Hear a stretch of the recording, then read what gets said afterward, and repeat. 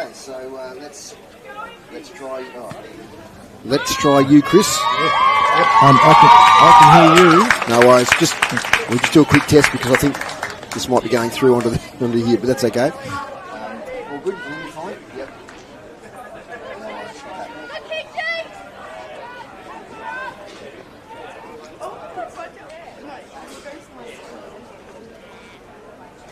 Hi, Jim. All good here.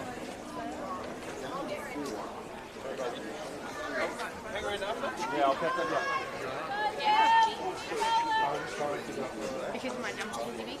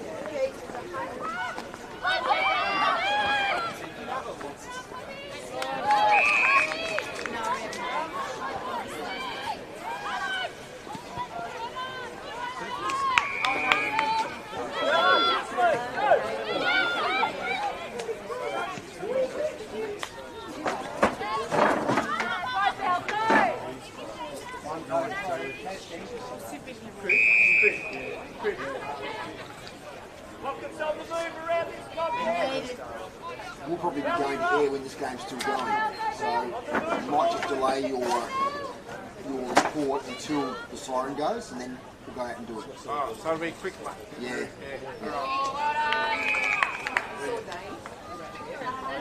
Yeah, he came up. He's such a good lad. Gave us a hug in front of all the lads.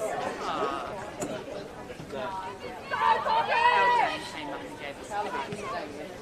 And also Dane Hudson was here as well. Yeah, so. She goes.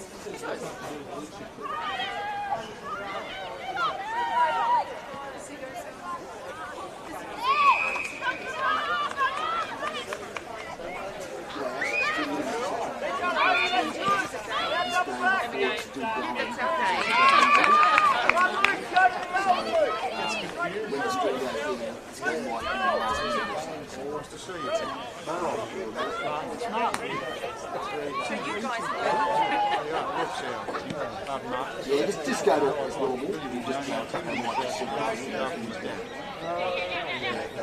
no way.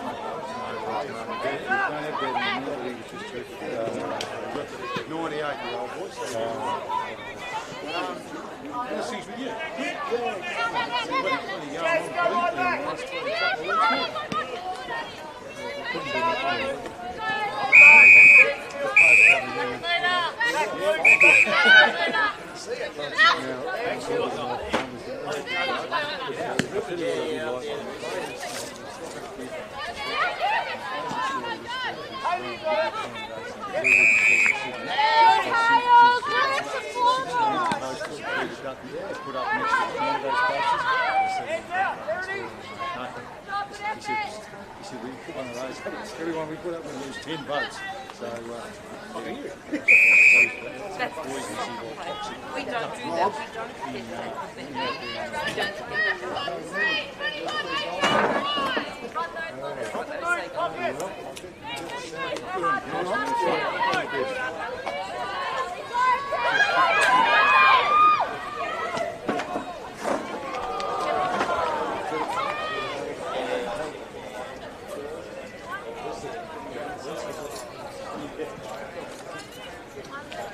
Welcome to Longford Recreation Ground here in North Tasmania. Our first broadcast here on City Park Radio for this great historic oval here in country northern Tasmania. First time these two teams will meet in the top line since 1987, 38 years ago. I'm talking about the clubs today competing at Longford and Launceston. Now, if you're watching the stream, or you're probably hearing our effects mic, there is a game still going here. We've got the women's game at the moment. It's Launceston 16-11-107. Longford one behind, and that's because we had a bad injury unfortunately in this game. We were played for some half an hour. They're getting called. It's a long delay. So this game will be about 4 minutes time. We have a single game here between Longford and Launceston. My name's Dave Moore, and this is City Park Radio 103.7 and 96.5. And getting stats today is Dave Gruber. G'day, Groops. It's a bit of a spot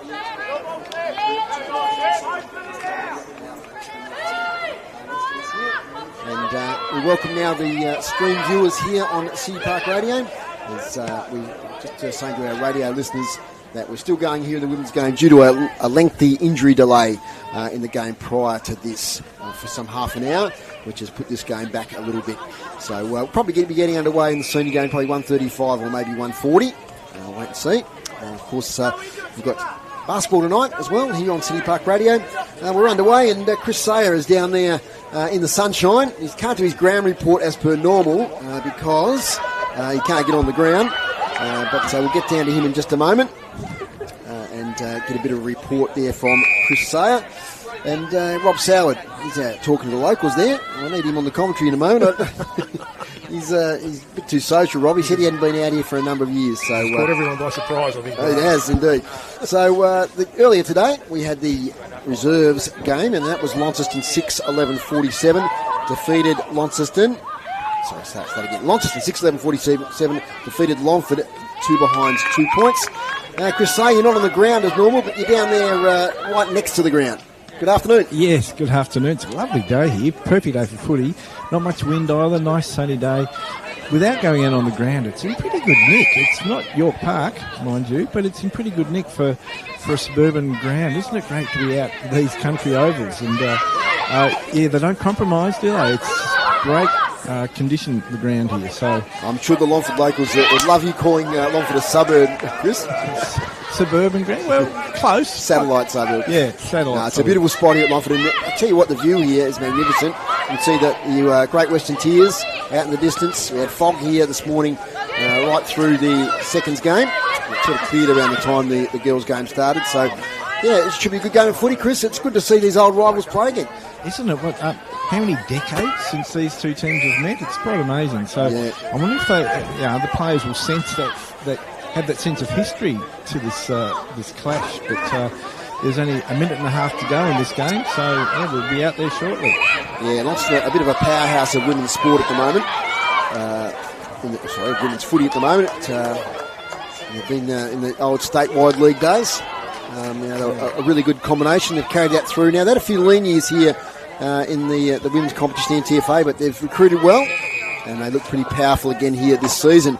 As we got finally joined here by Rob Soward, but Chris, we'll get back to you again on the ground once this game finishes. Rob, you've been a bit social there. We kicked off without you. Absolutely. I tell you what, great to see you guys. You've thrown me under the bus. I've been off talking to the Longford crowd and enjoying the atmosphere here at this wonderful. I know what happened. Because the curtain raiser was still going, you thought, I got plenty of time. I certainly did. Good to be here, guys. It certainly is. And, we talk about these clashes now between the NTFA teams from last year and the TSL teams. Longford really got a big wake-up call in round one under lights, Rob. They got beaten convincingly by North Launceston. They've been building since then. They've had good wins over Deloraine and Scottsdale, so they want to test themselves again against one of those former TSL teams. Absolutely, and the vibe here today, Dave, is terrific. I've actually been speaking to representatives from both clubs, but Longford embraced the challenge. I think that's a phrase I've heard a fair bit from people today. The only way you get better is playing against better teams and better players. So a really positive atmosphere, and whilst the Tigers have probably got it in front of them today, in terms of what they face, as we were talking off air earlier, you've only got to do it and get it right on the day, and things might go your way. Of course, they've got a sprinkling as the siren sounds here. We might just read out the final score. It was Launceston 16-12, 108, defeated Longford at one behind 1 point. Of course, Longford got a bit of a sprinkling of ex-TSL players. Ethan Hubbard, what we called with North Launceston, was a fine player. Dylan Headland played a bit with North. Deegan Madden had a great season with Launceston a few years back under Mitch Thorpe. Casey Brown played many years premiership player for Launceston, so they've got some of that experience sprinkled through their team. Yeah, they certainly have, and I guess at the other end too, Dave, they've been a side that's been up and about in the NTFA previously. We at the grand final, they won a couple of years ago and broke the long drought between Tigers premierships. And there are many out there, and not just Longford supporters, who said they had their chances last year as well. So those guys that have been there, done that, are here. And those young fellows that you mentioned that have applied their craft at a higher level come back, and they know what it's all about at this level. Of course, Launceston had a pretty good start to the season. Some big wins. Big one against Scottsdale. Brody Polfran kicking 11 last time out. But, they've got a couple of injuries, so they're not vulnerable today. I think they will win the game, but, they're probably not at full strength, but there's still a lot of class when you read through that lineup. Oh, there absolutely is, and I saw them walk in from their warm-up a moment ago. There's some height and some size there for sure, and bigger bodies coming back from that state league. But the one thing, Dave, if I was Longford today, I was thinking about this on the way out, Casey Curtis would be saying to his team today, you've got absolutely nothing to lose. Yep. The Launceston guys would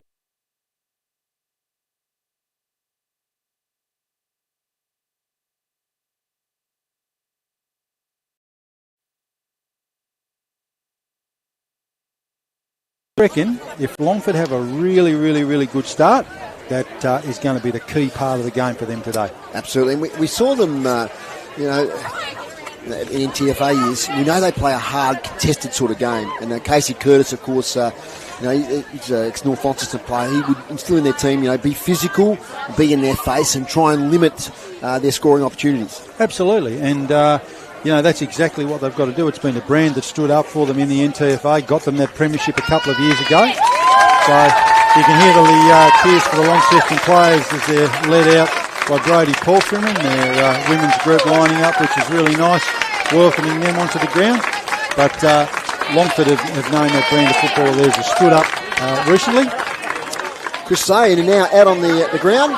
The nice bright sunshine, very little breeze. How's it out there? Yes, very little breeze. Currently 14 degrees, going for a top of 17. And yeah, lovely sunny day.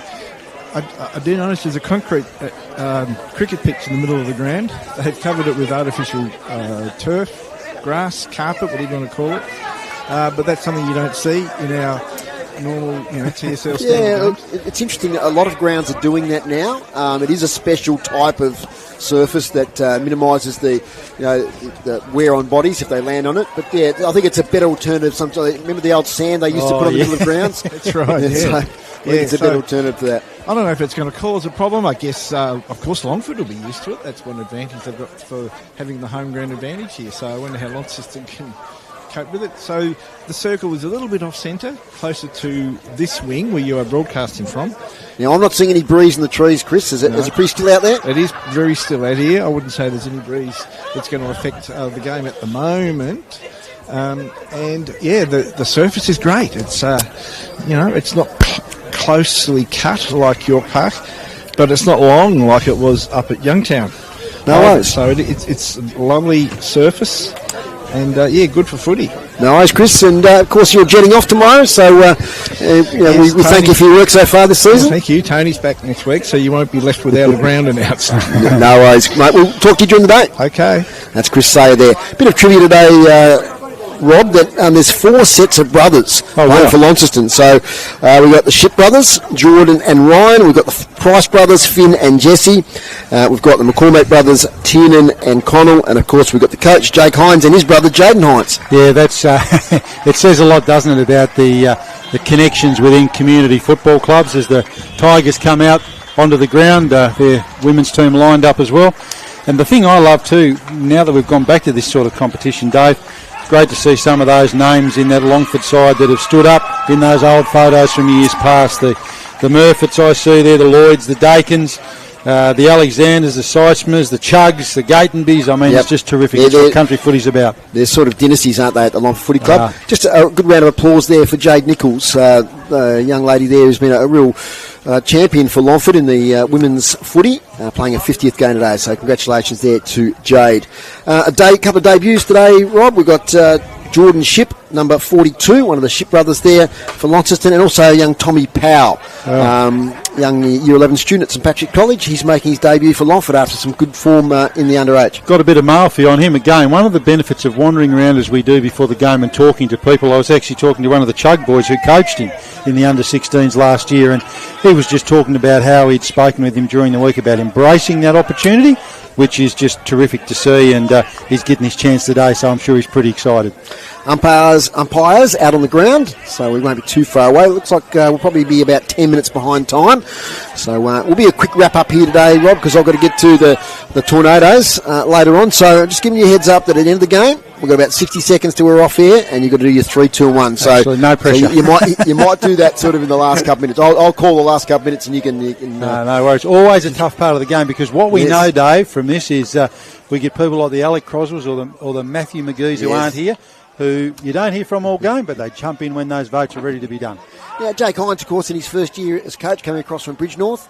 Not easy being a playing coach. I mean, back in our day, it was the done thing, really. But these days, you don't see too many playing coaches. And if they are, there's always good bench support, isn't there? Yeah, there is. And Launceston... And Casey Curtis the same. Yes, Launceston and Longford both have good people around both Jake and Casey. And as you say, it's not the done thing these days, that's for sure. But the good support they have around them and within their leadership groups on the ground as well. So... great to see that depth of leadership across both clubs. But Jake Hines, we saw, didn't we, what he could do at Launceston prior to going to Bridgenorth last year. Umpires today are Riley Donlan, Ollie Pye and Hayden Shepherd. They're our central umpires this afternoon. And, Rob, as a youngster, I'm sure you, like me, came here and watched footy in those big days of the NTFA. And there's been some great players that have played at Longford Footy Club over the journey, isn't there? Yeah, there certainly has. I mean, a very, very proud country club. And we were talking again off air, we were just in front of their wonderful memorabilia room here behind us, looking at some of those names that have graced this club. The Dakins we mentioned there before. Obviously, Lyndon Dakin played a lot of junior footy here and then went to Sydney, as you'd remember. Right. And then came back, I think, playing coach for a number of years and some accolades he was involved with. But and there's a terrific display as you come in, isn't there? And for the folks who haven't been here, the Fred Davies Oval and what Fred did here for the football club back in the 1950s. Of course, Longford, they were in the NTFA until 1986. The NTFA disbanded that year and joined up with the Northwest to become the NTFL for quite a number of years. Longford played for 1 year in the NTFL. Didn't have a lot of success, and I think they realised the writing was on the wall, and they joined what was called then the Tasmania Amateur League, or Northern Tasmania Division of that, which within a couple of years became the NTFA. But it was a big transition, I remember, back then for Longford, because they were playing in grand finals against North Launceston and all that sort of thing, and all of a sudden they were in the Amateur League, which was always seen as a step below. But they've rebuilt since then, and really in NTFA in recent years they've been one of the most powerful clubs. Yeah, they have, and I think one of the monkeys on their back, Dave, for a number of years we saw, and I know you and I were involved as coaches and other things, that always as young fellas coming through in those under-14s, under-16s, they would dominate the NTJFA, but didn't always, and under-19s I should say as well, but didn't always step up. But they broke that hoodoo a couple of years ago at York Park.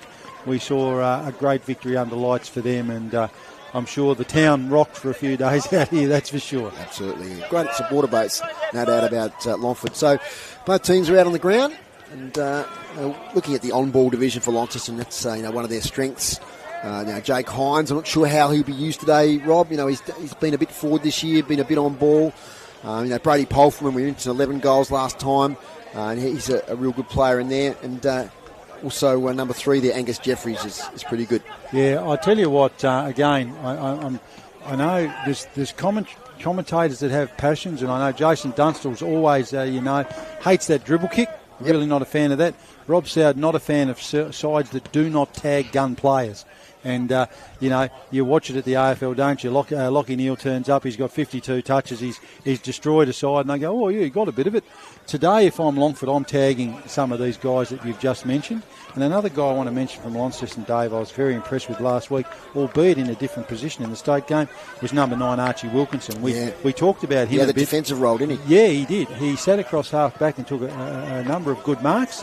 And our viewers, I'm sure, would be used to seeing Archie playing forward for Hillwood and obviously doing some good stuff here for the Blues. Now, it's going to be a tough day at Utah Stadium today for the Roos, Deloraine.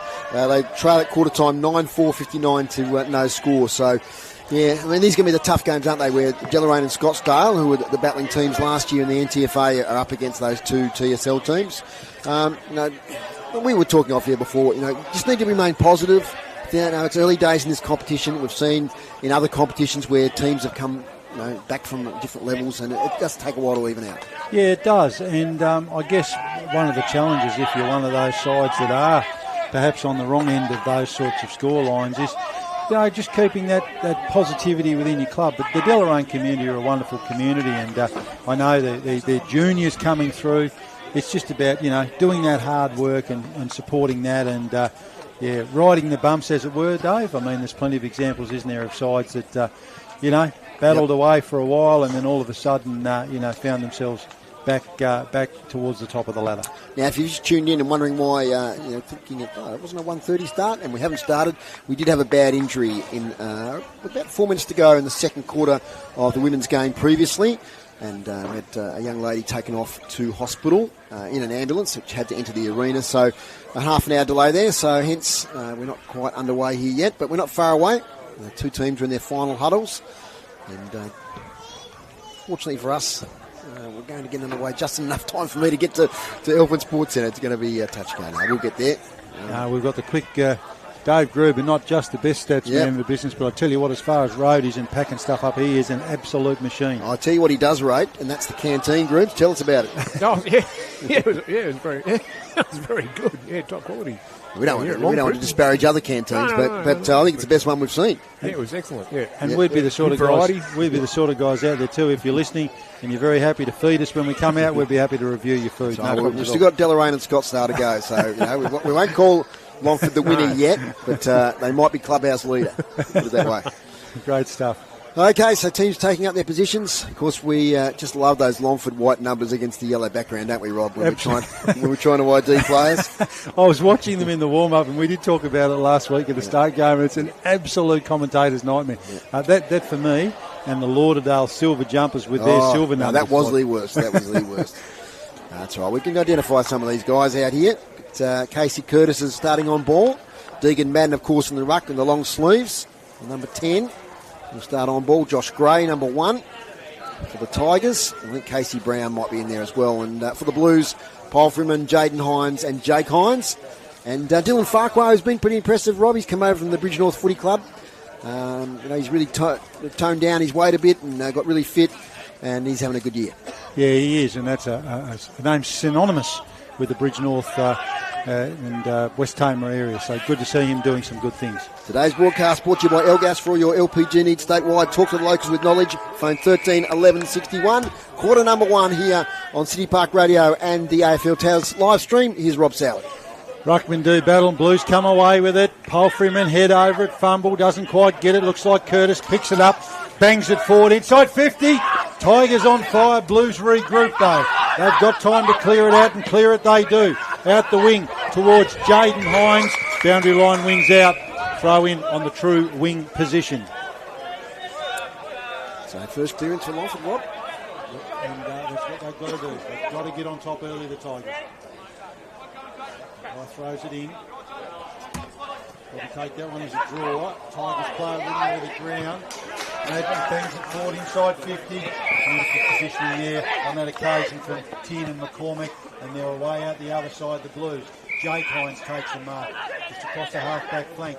He's got options in front of him. Goes back towards the middle. Blues player up in. The Tigers player taken high. Umpire said that's mine though. No, he was happy with the tackle. I thought that one might have been a little bit high. Up it goes from Riley Donlan. In the ruck there was Farquhar. He picks it up, tries to follow up. Gets caught again.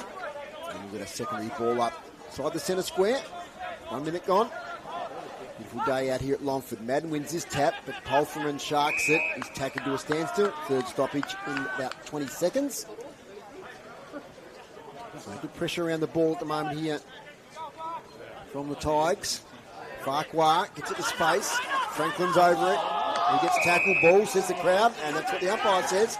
Play onto advantage, short pass. Mark dropped there by Oliver Chugg. On the follow-up, the tackle out again, another holding the ball. And I think Oliver Chugg or Deegan Madden will take the free kick. Oliver Chugg wants it. He said, I tackled him, umpire. And he's going to get it. Yeah.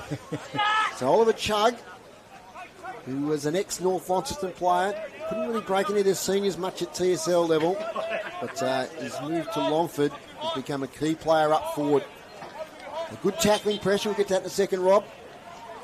In the pink boots, Oliver Chugg twirls the ball in his hands. He's going to deliver from about 45 out. Gets close to the man on the mark. Gets a bit of distance towards the northern goals. It fades a little bit, one behind. So they start the scoring off here to the Tigers. One behind, Launceston yet to score. Yeah, really impressed with the Tigers' pressure early. Blues move it out quickly and play on. Goes over Casey Curtis' head. The Tigers got numbers around the footy. Launceston play there and Ben High tackled. Ball spills inside 50. Great pressure around the ball, Longford. Blues come in to help though. And they have a ball up just inside the arc of 50 in the Longford forward area. Sidesma. Hines takes it away of the Jake variety. Murphy over his head. And he's away is Angus Jeffries. We talked about him before the game. Goes back and forward to Hyatt. Back to Jeffries. He's got Akers in front of him. Thought about a bounce. Off to the kick forward into the forward line. Ball bobbing around dangerously. Just off hands. Enough pressure there. That was on Alex Blackaby. We might have got that. I noticed Rob Wilkinson started forward this week. Yes. Yeah, we talked about him. Number 9 there. Absolutely. Talked about him being damaging forward for them and doing a bit of good stuff in the back half of the state side. Boundary throw in the forward pocket for Launceston. Conway front position. Madden is doing well. Naraki wins a tap towards Murfitt. Curtis dives in. Jaden Hines is caught from behind by Gray. There'll be another ball up. So I'm loving Longford's tackle pressure earlier, Rob. Yeah, absolutely. The challenge for them will be to maintain it, but can't fault them early. Now it's Murfitt. Long up the wing, and Morris, who's the master of the intercept marks, takes one right, left half back for Launceston. Short distance kick, they can raffle it here. Franklin takes it, heavy pressure from behind by Curtis. So Franklin wearing the number 20, Rob. That's a bit of a difference, I think, from our list. Kicks towards half forward. Right on the paint of 50. They try to work it out. And eventually it does emerge, but once again it's taken back into the scrimmage. There'll be a ball up. Talked about the pressure of what Longford have been doing, Dave, and they've just maintained it. They've dialed it up. Ball in dispute, lots of bodies around it. Bobbles away there for the Blues. Trying to get it on the outside. That was Jeffries again. He's been busy. Drives it forward. Tigers have got the numbers around the footy. They come away with it. Nice, calm work there. And a good mark taken out on the far side of the ground, just in front of that light tower.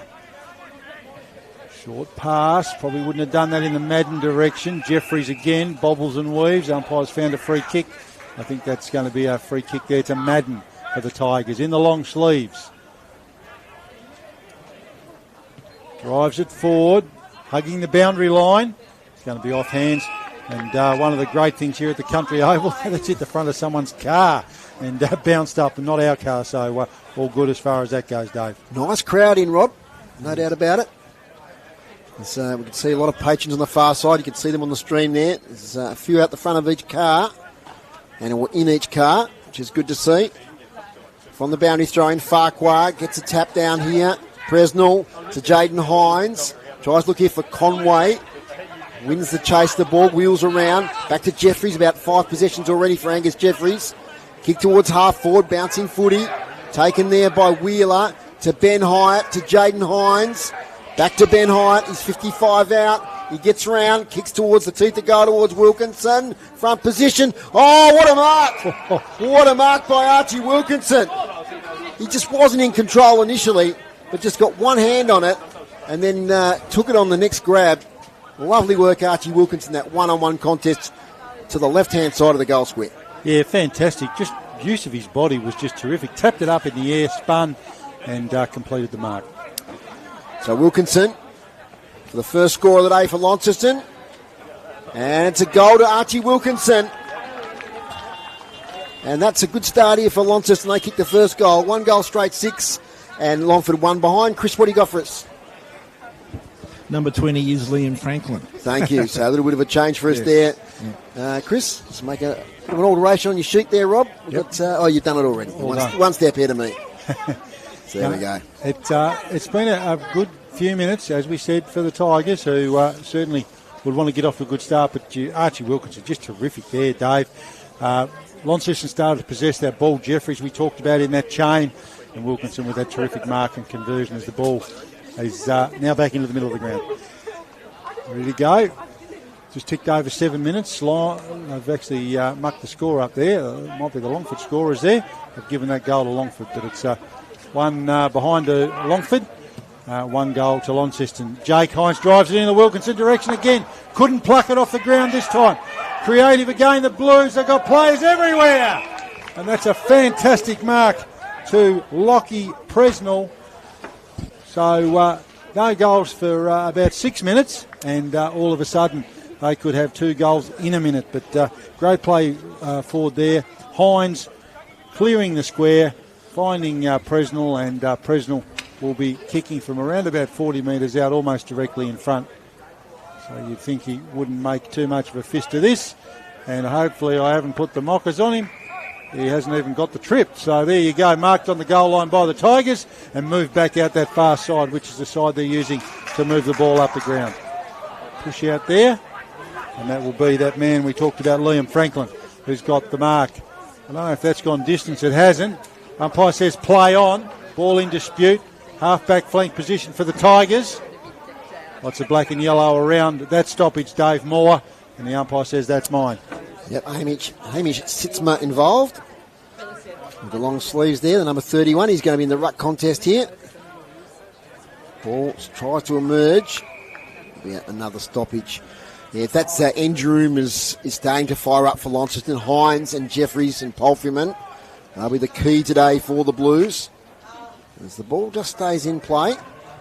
It's cleared from defence. And mark on the wing. Can the Tigers build something here? Handball comes out. Could be a turnover. It's Franklin, although Tigers player got one high. And it'll be a free kick right underneath the scoreboard. Short pass is on. They're looking for Mitchell Bennett, but it's knocked away from him and out of bounds. On the far side, one of the patrons in T-shirts today as the temperature climbs a little bit. It was a foggy start here, Rob. Yeah, I did hear that. Not too bad the other side of northern Tassie, but no, very foggy out here in the Midlands apparently today. Farquhar front position on Sitzma. Tapped away to the contest. Trying the ball there is Jeffries. Can't pick it up. He's going to get a free kick. He was caught without the footy. So free kick Jeffries. He's had leather poisoning, Jeffries. I think did some good work for a couple of years down with the Hillwood Sharks and Jake Pearce from memory. Yes. Welcome addition back here to the Blues. Goes into the middle of the ground. Taken there by Ben Hyatt. We called him early. Back out to that man Franklin. He's been busy early. He heads for home in the Wilkinson direction. Archie can't quite grab that one. Keeps it in front of him though. Looks for someone inside. Goes inside, outside. Caught. Umpire said that's okay. Boundary line wins out. And there'll be a boundary throw in. So he's probably a bit frustrated with himself, Archie Wilkinson there. You can see a bit of push and shove because he sort of marked the impossible and dropped that one that he probably should have held. Boundary throw in. About 30 metres around from the Blues goal. It looks like Blues player they're trying to go off the deck. Umpire says that's mine as we've got about 15 players around it. Just approaching the 11-minute mark here. Longford one behind, Launceston 1 goal straight 6. Longford comes away with it, only as far as Hyatt. He feeds it inside, goes goalwards. Tigers have got the numbers. And a nice mark there taken in the last line of defence for the Longford side. He's looking to come out our way, which will be good because it's a bit easier to see the numbers, as Dave Moore said. It was Connor Alexander there with that nice mark. On the far side now, that's Sitzma over there. Nice to bring the play back over here. Over here looking for Lloyd. He couldn't pick it up. Now Franklin, as Rob said, been busy. Wheeler, lovely handball. And shot now on goal here for Finn Price. He's offline. Son of Darren. And that's one behind for Launceston. 1-1-7. Longford one behind at one point. Dylan Headland with the ball. Goes. Risky sort of kick, but it's going to pay off here. Nice mark to Ethan Hubbard. It's Northern Bomber. In the long sleeves. Short kick now to Lloyd. Handball away now. They look here towards half forward in the Murphy direction. And he's taken that, I reckon. Yes, good mark there. That's Jake Murphy in the headgear. Good move of the footy there from Longford from fullback. So Jake Murphy, crowded 50 ahead, kicks towards full forward. So a good sprawl there from Tina McCormack. Probably be rushed through. Oh, it's a kick out of mid-air there by Oliver Chugg, but already through. So two behinds to Longford. Launceston 1-1-7. And a little kick out there from Morris. This is where the Tigers have got to be good. Hines of the Jake variety. Longford are going to get another look at it. Bang it inside 50. All Blues back there. Boundary line will win out in that one. The thing where Longford are going to find it hard today is that transition. Launceston moved the ball so well out of their back line, and you could see they were out then. It was a skill error, though, that resulted in a turnover. But I wouldn't be counting on the Blues doing that too much today. There's too much quality across that half-back line. Longford have got a boundary throw in, though, here. Opportunity for them to get their first goal on the board as we approach 13 minutes. Blues with the tap. Lots of bodies around it. Nice, hard, fair, physical encounter here early. Tina McCormick on that occasion in the ruck. I reckon he'll probably butter up again here. And he does. Gets a fist on it. Punches it out. Tigers players all around it. Grooves, you got some stats for us early on. 6 inside 50s each. Clearances, Longford had 5 to Launceston's 4. Okay, so they've both had their fair share of the footy here so far. From the ball up, spinning there, shooting for goal. It was offline. I think that might have been Charlie Taylor there, number 29. He just had a bit more time than he thought. Slammed on the boot and spilled out of bounds. Yeah, he did. They did the hard things easy, and the easy things they mucked up. He had acres of space, but just rushed that kick. So boundary umpire right adjacent to the right behind post. Almost taken out there by Sitzma. Kick smothered there for Longford by Ben Murphy. It's a snap. It's just offline. Didn't pick the number up. Who snapped that right? Oliver Chug, thank you. So one behind. So 3 behinds now, Longford. More scoring shots. Launceston at 1-1-7. We've been playing 14 minutes. Blues bring it out this side. Players just run on the ground, and Ethan Conway, who presents a great target. Conway got the Mr. Miyagi headband on. Goes in the Hines direction. Tapped away from him. Longford have got the numbers. Back the ball forward. They're out here, the Tigers. All run into trouble. Madden in a heap of trouble there. Umpire says play on. Pulled under there by Josh Gray. Probably lucky not to give away a holding the ball free kick there, but they were out there, the Tigers, but great defence there, the Launceston players. The usual suspects around the footy, Palfreyman and Hines. Clever little hit out there. Favouring the Tigers. Madden barges his way through. That's a good battle in the ruck already, Rob, between Madden and Farquhar. They're evenly matched. Hit out groups.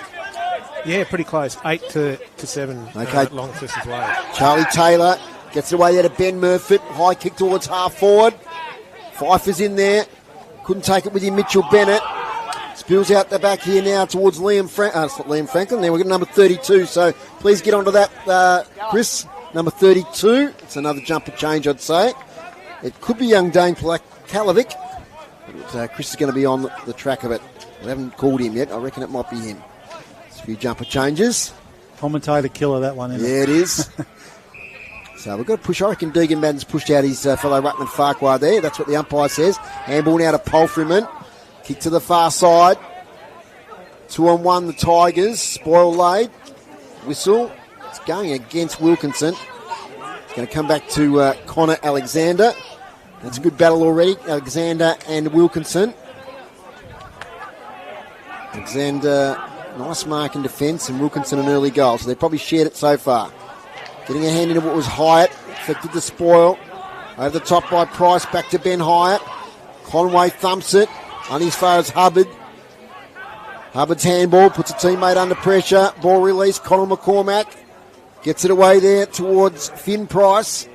Inside 50. Hyatt, dangerous from the boundary line. Ben Hyatt, if you don't mind. That is an absolute cracking goal from Ben Hyatt. Threw it on the boot from the boundary line. Sailed through. Second goal to Launceston. Yeah, great passage of play there, the Blues. And as I said, their ability to transition that football is going to be making the Longford coaches panel scratch their heads and shuffle those magnets and see what they can come up with. A great bit of play there and beautifully finished and beautifully called, Dave, that goal to Ben Hyatt. Yeah, Tasmania Premier Leagues have a goal of the week on their social, so I've just written that one down. So I'll be putting that in as a nomination early. Hopefully we'll get a few more. And I don't have mark of the day, but I'll tell you, Archie Wilkinson's wasn't bad either. The Tigers are hanging in there, Rob, but this is the danger for them. They've really got to score goals when they have the opportunities. Probably had a couple of chances there they really could have taken, but of course Launceston are going to punish you the other way, aren't they? That's exactly right, and Longford have just got to maximise those opportunities when they get them going forward. Umpire's found a free kick. It's a holding free kick, and it's going to go to Jesse Price. He goes to play on quickly, and the umpire says, no, you can't. You've got to go back behind the mark. The players running past him everywhere. It does Jesse Price, and he's off through over the cricket pitch area. Price drives it inside 50. Lots of black and yellow jumpers around it. Punch it away. They look to clear it. Launceston butter up. Conway's there. Pulls his teammate up who's buried under that pack. Just approaching the 18-minute mark, and if you've just joined us, Launceston 2-1-13, Longford 3 behind. Number 32, Rob, is Jordan Ship, the debutant. Thank you very much. Good pick up down there on the ground. Driven inside 50 on this occasion by Dane Plakalovic. Launceston player drops the mark he should have taken. Pressure good around the footy. Back out that far side. Picked up and handed off on that occasion. I think that was Wilkinson. Mark on the boundary line. Lovely mark taken on this occasion. Finn Price just inside the boundary line. So he's going back as if he's going to take a shot. Hasn't got a lot of daylight to work with, does Finn Price, but thinks he's up to it. Distance won't trouble him, I'm sure, but not a lot of daylight between those goalposts in that forward pocket that is hard up against that fence in front of the spectators' cars, and we've already said what a good crowd we've got here at Longford today. Price moves in. Nice run up. Sends it goalwards. Pushes it across the face. The umpire says that's one behind. So Launceston move on to 2-2-14. Longford 3 behinds as we've just ticked over 19-minute marks here in the first quarter. Dylan Headland gets it out, and it's a nice mark taken by Mitchell Bennett. Quite a few of the Tigers robbing the long sleeves. Probably too many for our liking. Yeah. Here's Jet, another one. Jet Maloney. He's got the red hair, though. We can pick him. Jet falls over. Handball to nobody in particular. And out of bounds. Jet Maloney, son of Joey Maloney. Played back in the day. Premiership player with Uni Mowbray, I yes, reckon. Uni Mowbray legend. Yep. They'll probably use him now, I reckon. Yeah, False. absolutely. Yes, David Manchello in the paper this morning. Wants a bit of assistance. Out it comes here towards Hyatt. Kicks off the ground, probably had more time. It's a soccer game at the moment. Kicks off the ground. Sitzma ends up here with a stoppage. The player tackled immediately.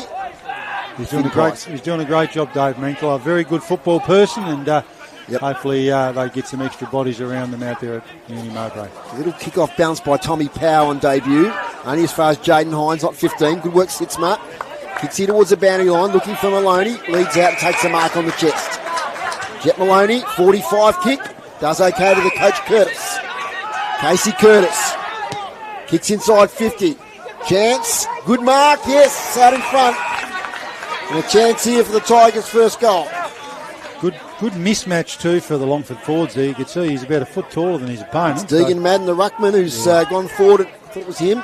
And is resting. Always good to rest your ruckman up forward, especially one that can take a grab like that. Absolutely. He's got to kick the goal, though. You've said it, Dave. Yes. They've got to convert these opportunities.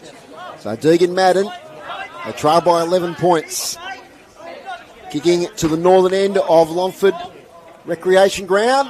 That's a goal. Deegan Madden, up to the delight of the home crowd. Car horns blaring. Madden has kicked the first one for Longford. And they're on the board this afternoon. And a nice little passage of play there. Nice kick from Maloney, found Curtis. And Curtis weighted the pass nicely to Madden. Yeah, that's the sort of play that, again, has brought them success in previous years in the NTFA, Dave. And good to see a nice string of possessions there. And a really, really nice goal finished off by Deegan Madden. That resting ruckman, those Blues have got to be awake to it back there. Yep. He has a significant height advantage. And they'll tuck that away, I'm sure, in the back pocket and try to get that mismatch as often as they can. So back in the middle of Longford. It's a City Park Radio 103.7 and 96.5. And I hope you're enjoying also the AFL Taz live stream. As we're back underway, here's Rob Soward. Ball taken out of the middle by Ben Hyatt, belts it forward. Nice mark taken on the painted 50 there by Connell McCormick.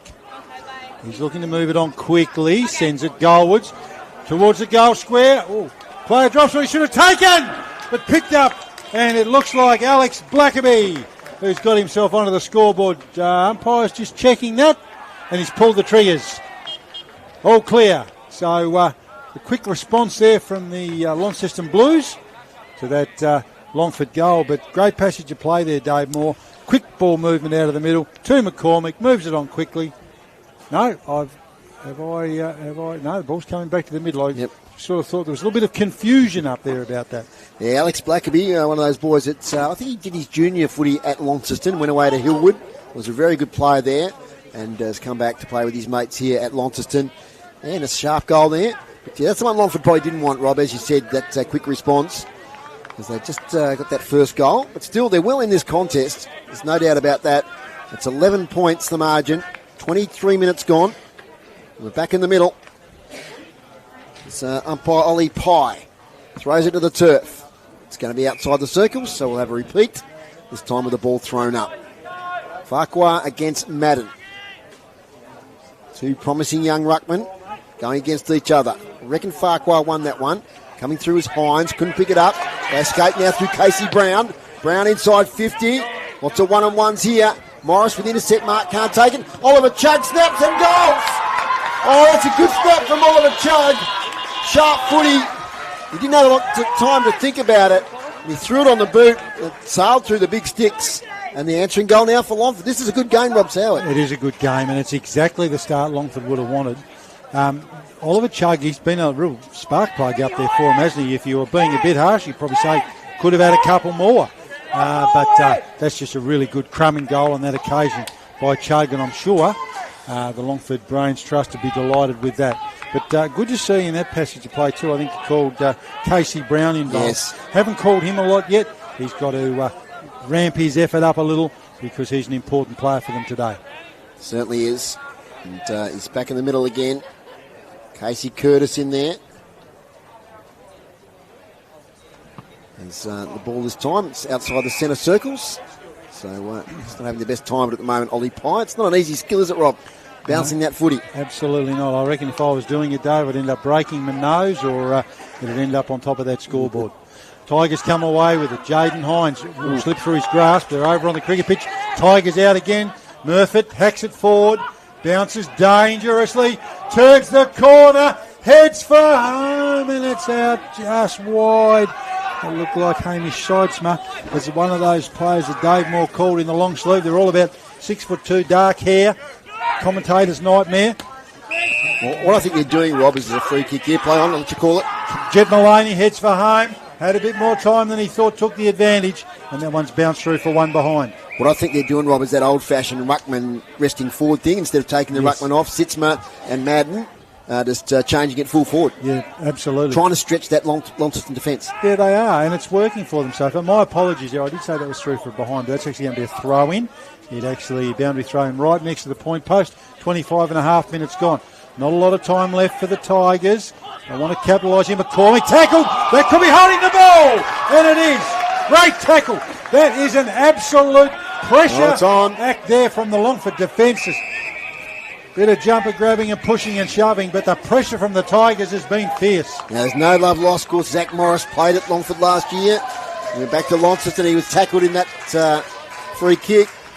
So they separate. Let's see who the tackler is, Rob. Oh, we've got a goal. It's 50. Casey Curtis kicked the goal. Through. Yep. So I was looking back at the melee, but 50 being paid.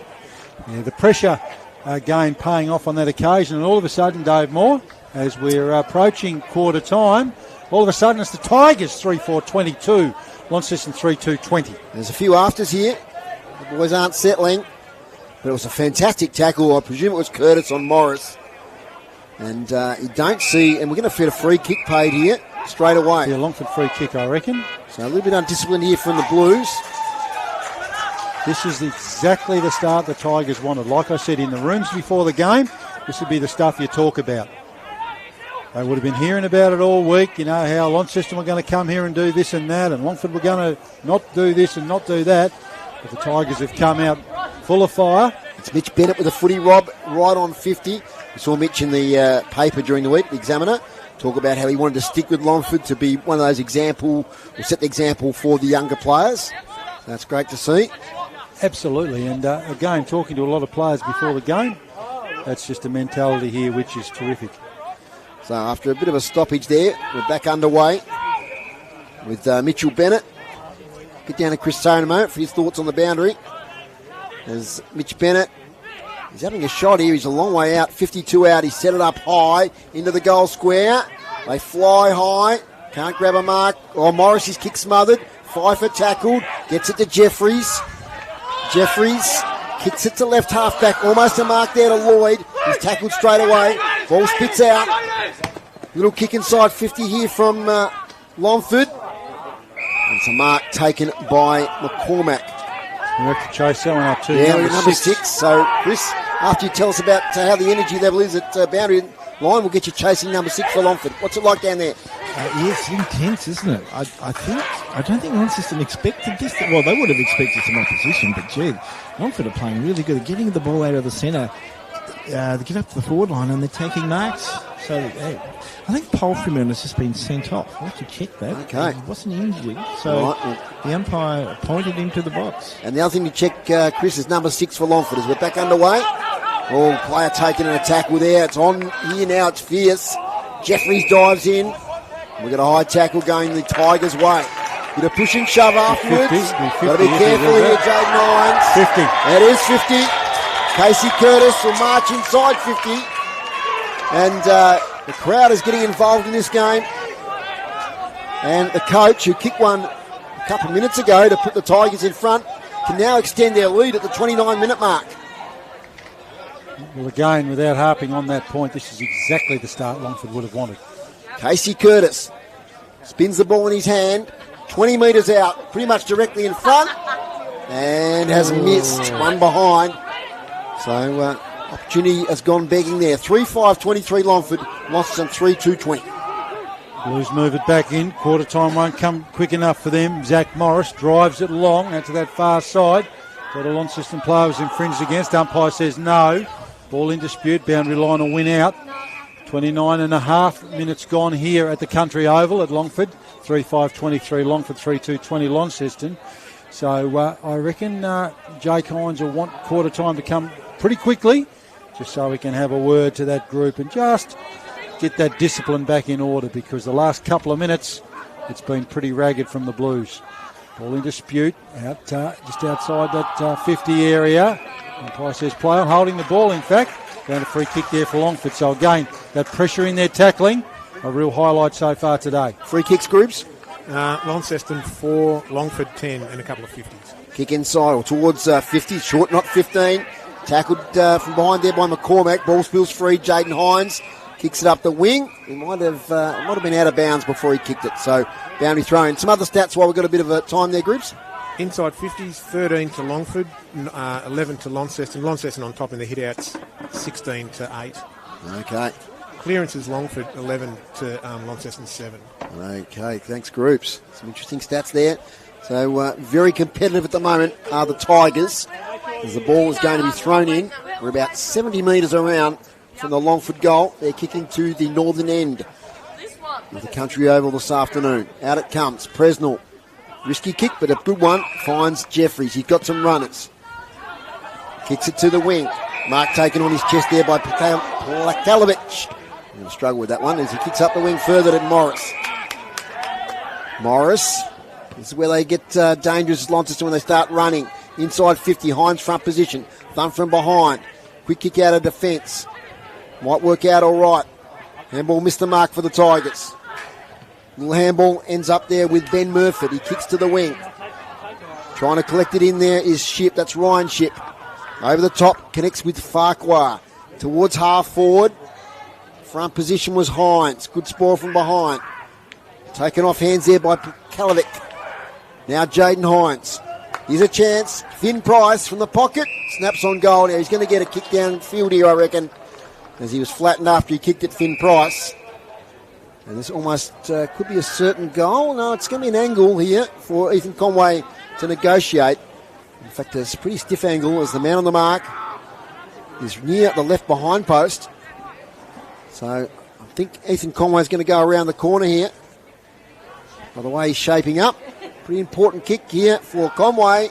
Snaps and goals, Ethan Conway. So good work there from the Blues. So that quick movement of the ball is their trademark, and they've hit the lead here again at Longford. As we wait for the score to appear on the board after the little goal animation. Here it is. It's Launceston 4-2-26, Longford 3-5-23. Good play from the Blues there, Rob. Yeah, it was, and you've made the point, and we have highlighted it, Dave. When they move the ball quickly, that's when they look at their most dangerous. So that's where the challenge will be for the Tigers, to be able to hold that pressure, to restrict that quick ball movement. But on that occasion, the usual suspects are involved. Hines, Morris, you called him, and then obviously Conway finished off after young Price was flattened. And from a Longford viewpoint, that's where you've just got to temper that aggression. Chris Say, what do you got for us? Yeah, Polferman must have been blood raw because he's back on the ground now. So I didn't want to lead people astray. He's in the midst of the play now as Polferman out to Hines. He's tackled. That might be holding the ball. No, says the umpire. Brown with the clearance. Up here towards Franklin. Takes it. Pacey gets away from his opponent. Little handball over the top there towards Jordan Ship. Now we've got Maloney and Franklin having a little bit of a chat. Josh Gray over here. Tina McCormack comes in.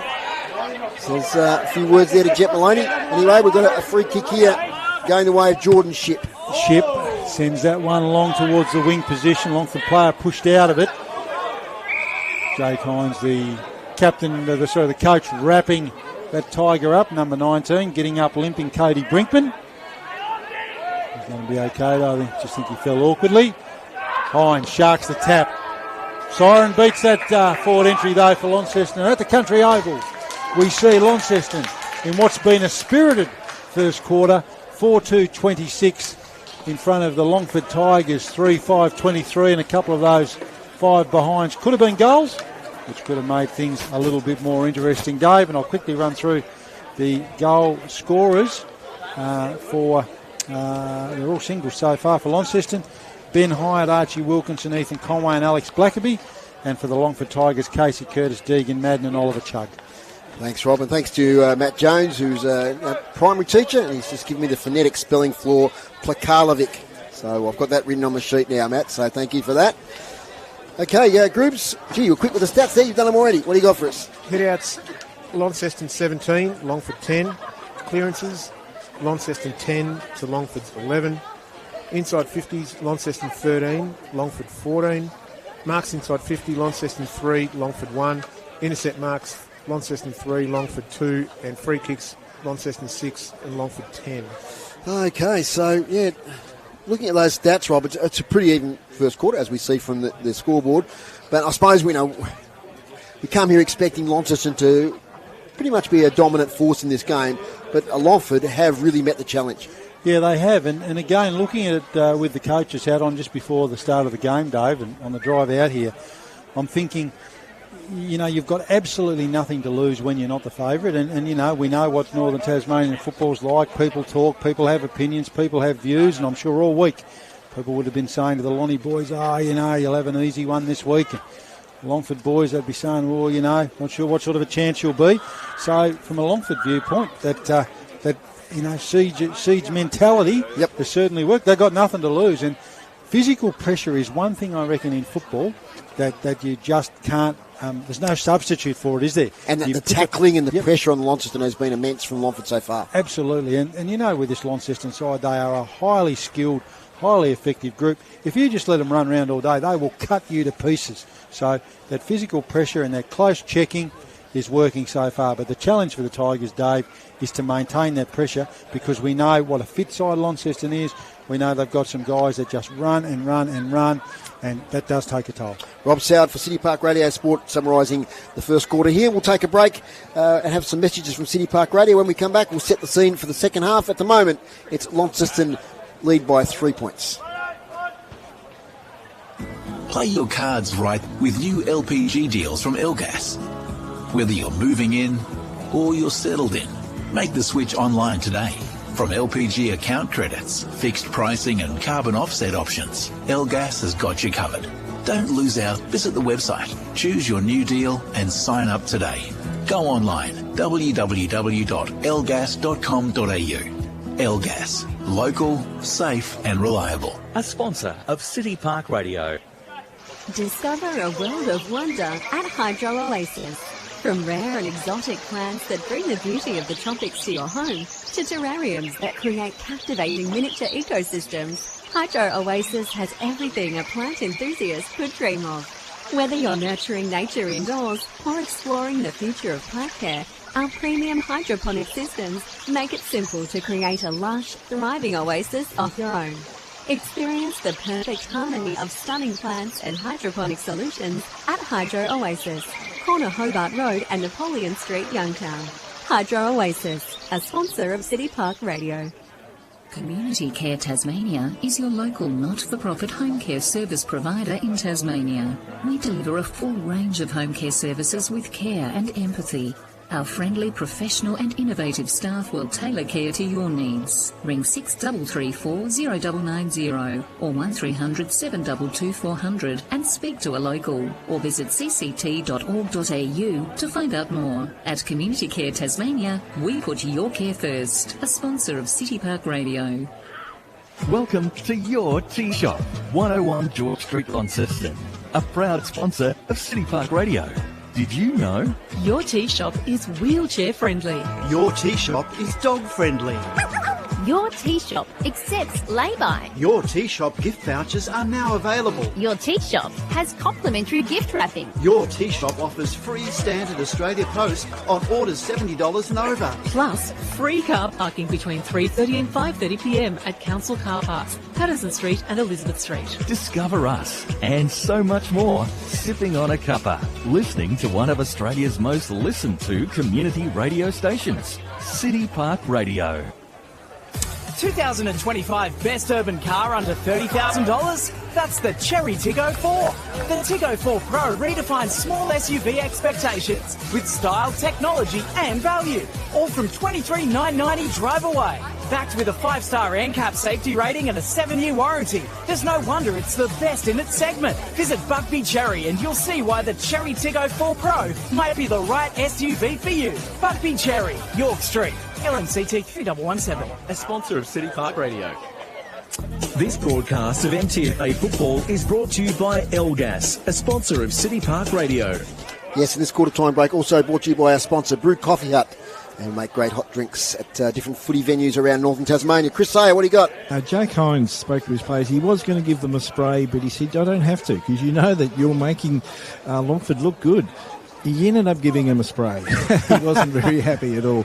But go the football, not the man. He wasn't happy with those scuffles in that quarter. He said that his team are making Longford look good, and he expects a lot more from the newer players as well as the older players, the experienced players in this quarter. Thank you very much, Chris Sayer. Rob Sayer, second quarter action. Madden again in the ruck. He's been good early. Tigers try to shark it away quickly. Jake Hines picks it up to Palfreyman. Always dangerous when you call them together. Lockie Presnell, nice mark on the wing. Moves it on quickly. It picks out a Tigers player in Joel Lloyd. He moves it on quickly. Back towards the centre of the ground. All in dispute. Casey Curtis rides the bump. Out to Murfitt. Murfitt caught. Umpire says no, he didn't have an opportunity. There wasn't much in that one. So he probably considers himself lucky. There was a lovely tackle there from Jaden Hines, trying to get back into the coach's good books after a bit of ill discipline from him in the first term day. Just got some stats from the Lonnie boys. I'll let you call a bit more, Rob, and we'll get to him in a sec. Jake Murfitt hacks it forward. Jet Maloney, handball over the shoulder. It looks like Hubbard heads it inside 50. That's a beautiful kick, just bounces in front of the Longford forward player. Caught high. Charlie Taylor. Charlie Taylor, he certainly made the most of that, moves it on quickly. That was, I've lost the number there on that one. I thought that was number 15, but that might be that case of the numbers not being easy to see. But that one's landed in the hands, I think. Is that Ty Kennewell? Mitchell Bennett. Yeah, the 9 and the 3 looks similar, but definitely Mitchell Bennett. Dear, oh dear, I tell you what, I need the glasses on. So that's Bennett. We saw him earlier.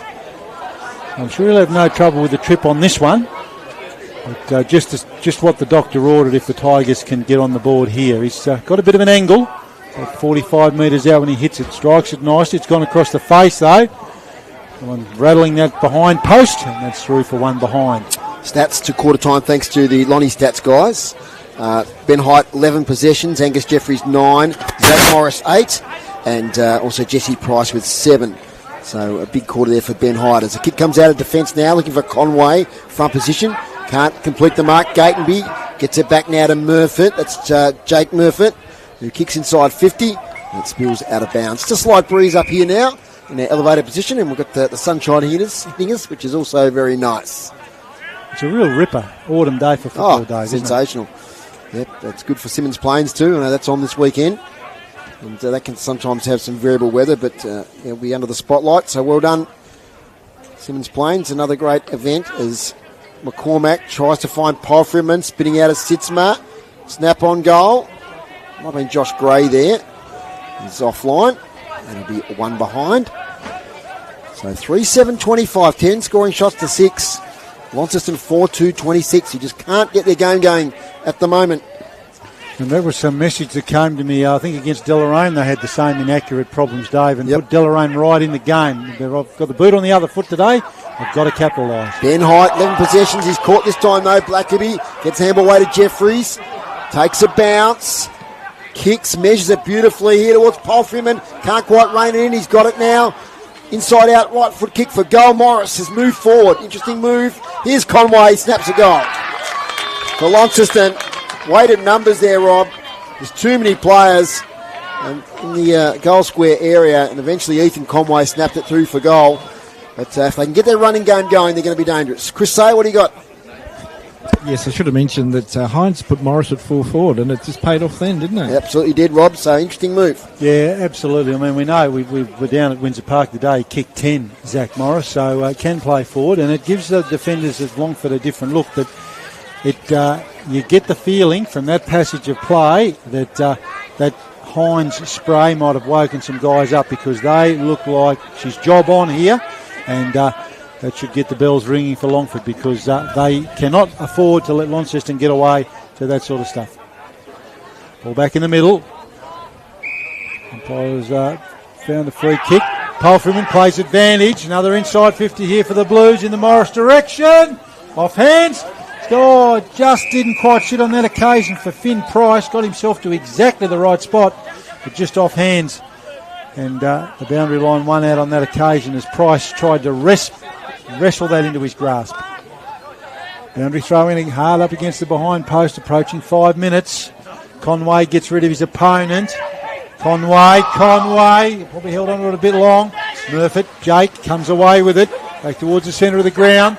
Tigers outnumbered, held on to on that occasion though.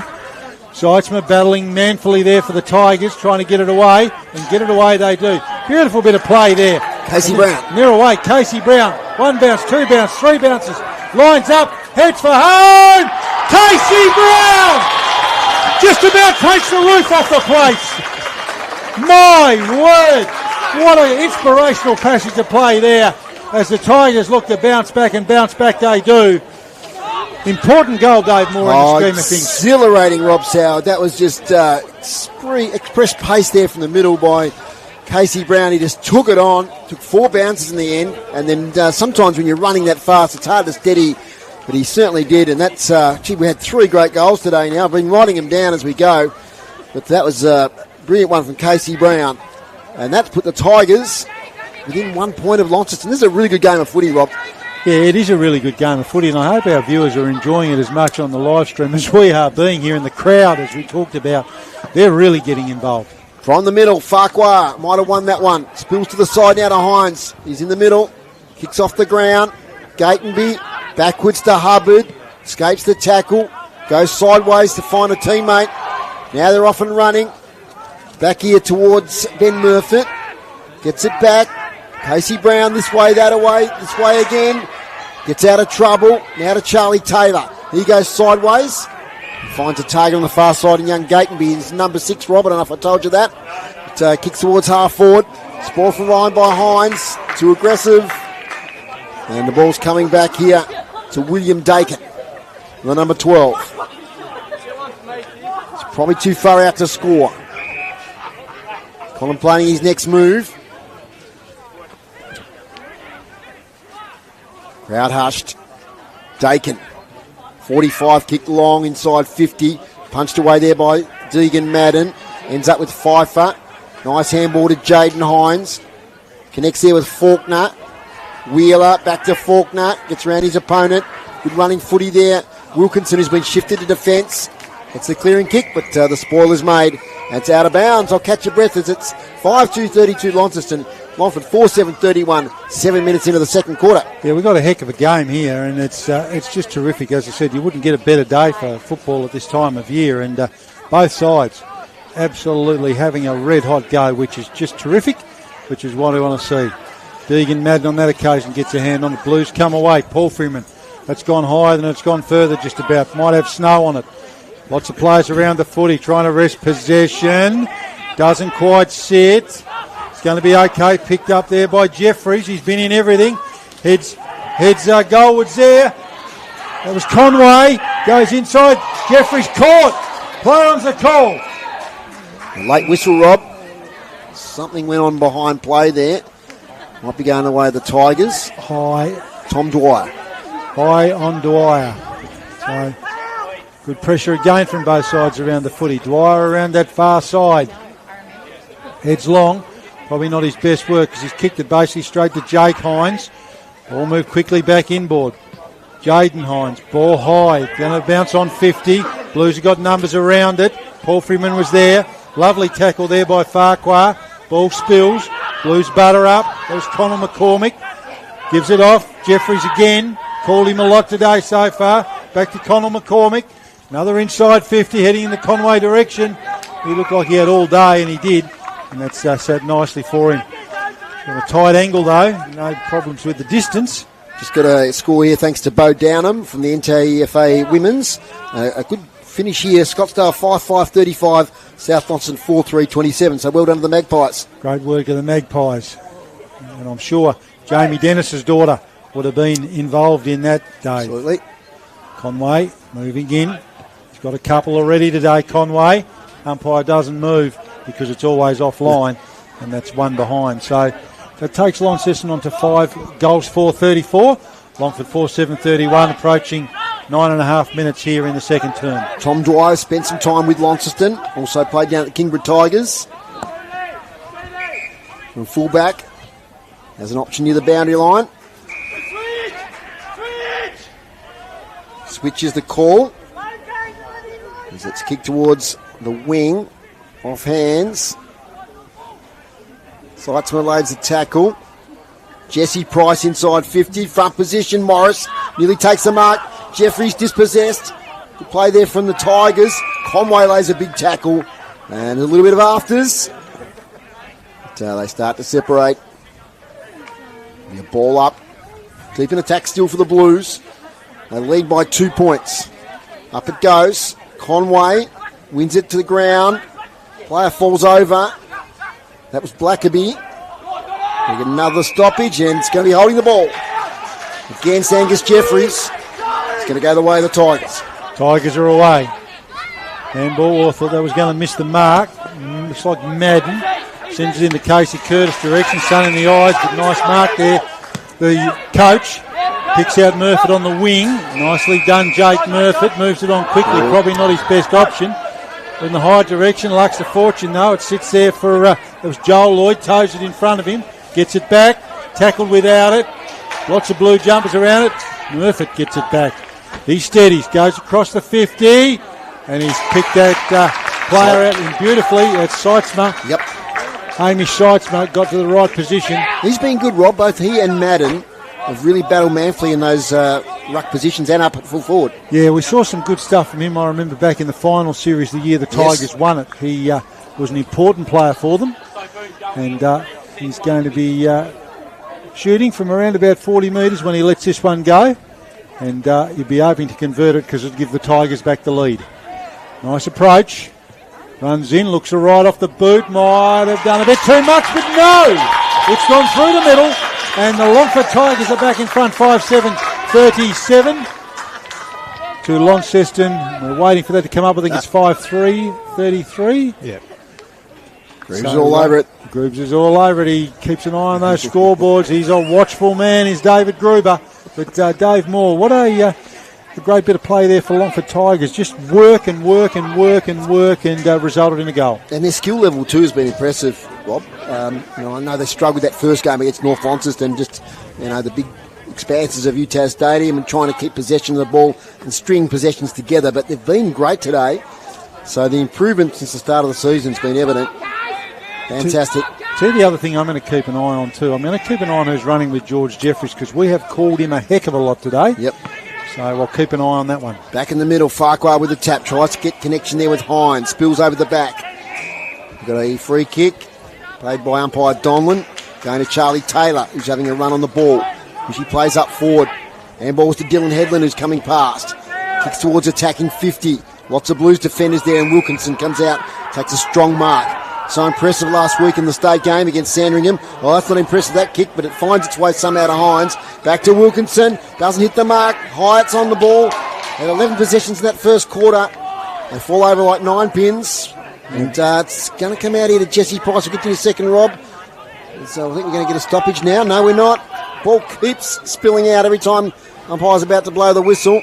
Now the whistle is blown. What do you got for us, Rob? No, I was just going to say that Wilkinson was obviously part of the Wilkinson-Morris swap, remember? Yes. Morris was back, Wilkinson was forward, and obviously they've swapped them over. Chance now for the Tigers. Handball forward of the contest. There by Ben Murfitt. It's right near the boundary line. Murfitt works again. Grooves will get some stats from you. Inside 50s, 5 each this quarter, and clearances, Launceston 4, Longford 3. Marks inside 52 from Longford, 1 for Launceston. Okay, so we're still pretty even on the stats and on the scoreboard. Front position side smart. We'll snap there towards goal by Murfitt once again. That was Ben Murfitt, stumped through by the Launceston defender there in Wilkinson for one behind. So 5-8-38 now. The Tigers, the Blues, 5-3-33, 14 minutes gone. Jake Hines with that big left leg brings it back into play. Longford out there though. Launceston got the crummers on the ground. That's Finn Price trying to keep it in front of him. Lots of bodies around it. Umpire says that's mine. Right on the just outside the point of 50 there, the Longford forward line. We've talked about the great crowd here today in these wonderful autumn conditions, and there's certainly the bulk of them Longford fans finding their voice as the Tigers are surging. And that's another mark inside 50. Great mark taken on that occasion. Trying to pick that number up.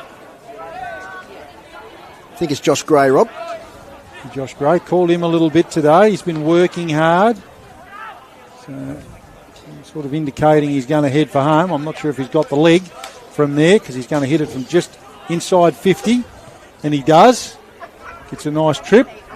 So offline though, that bit of extra effort getting the journey means that the accuracy unfortunately wasn't there. So through for another behind. Ryan Ship now cruises out of the goal square.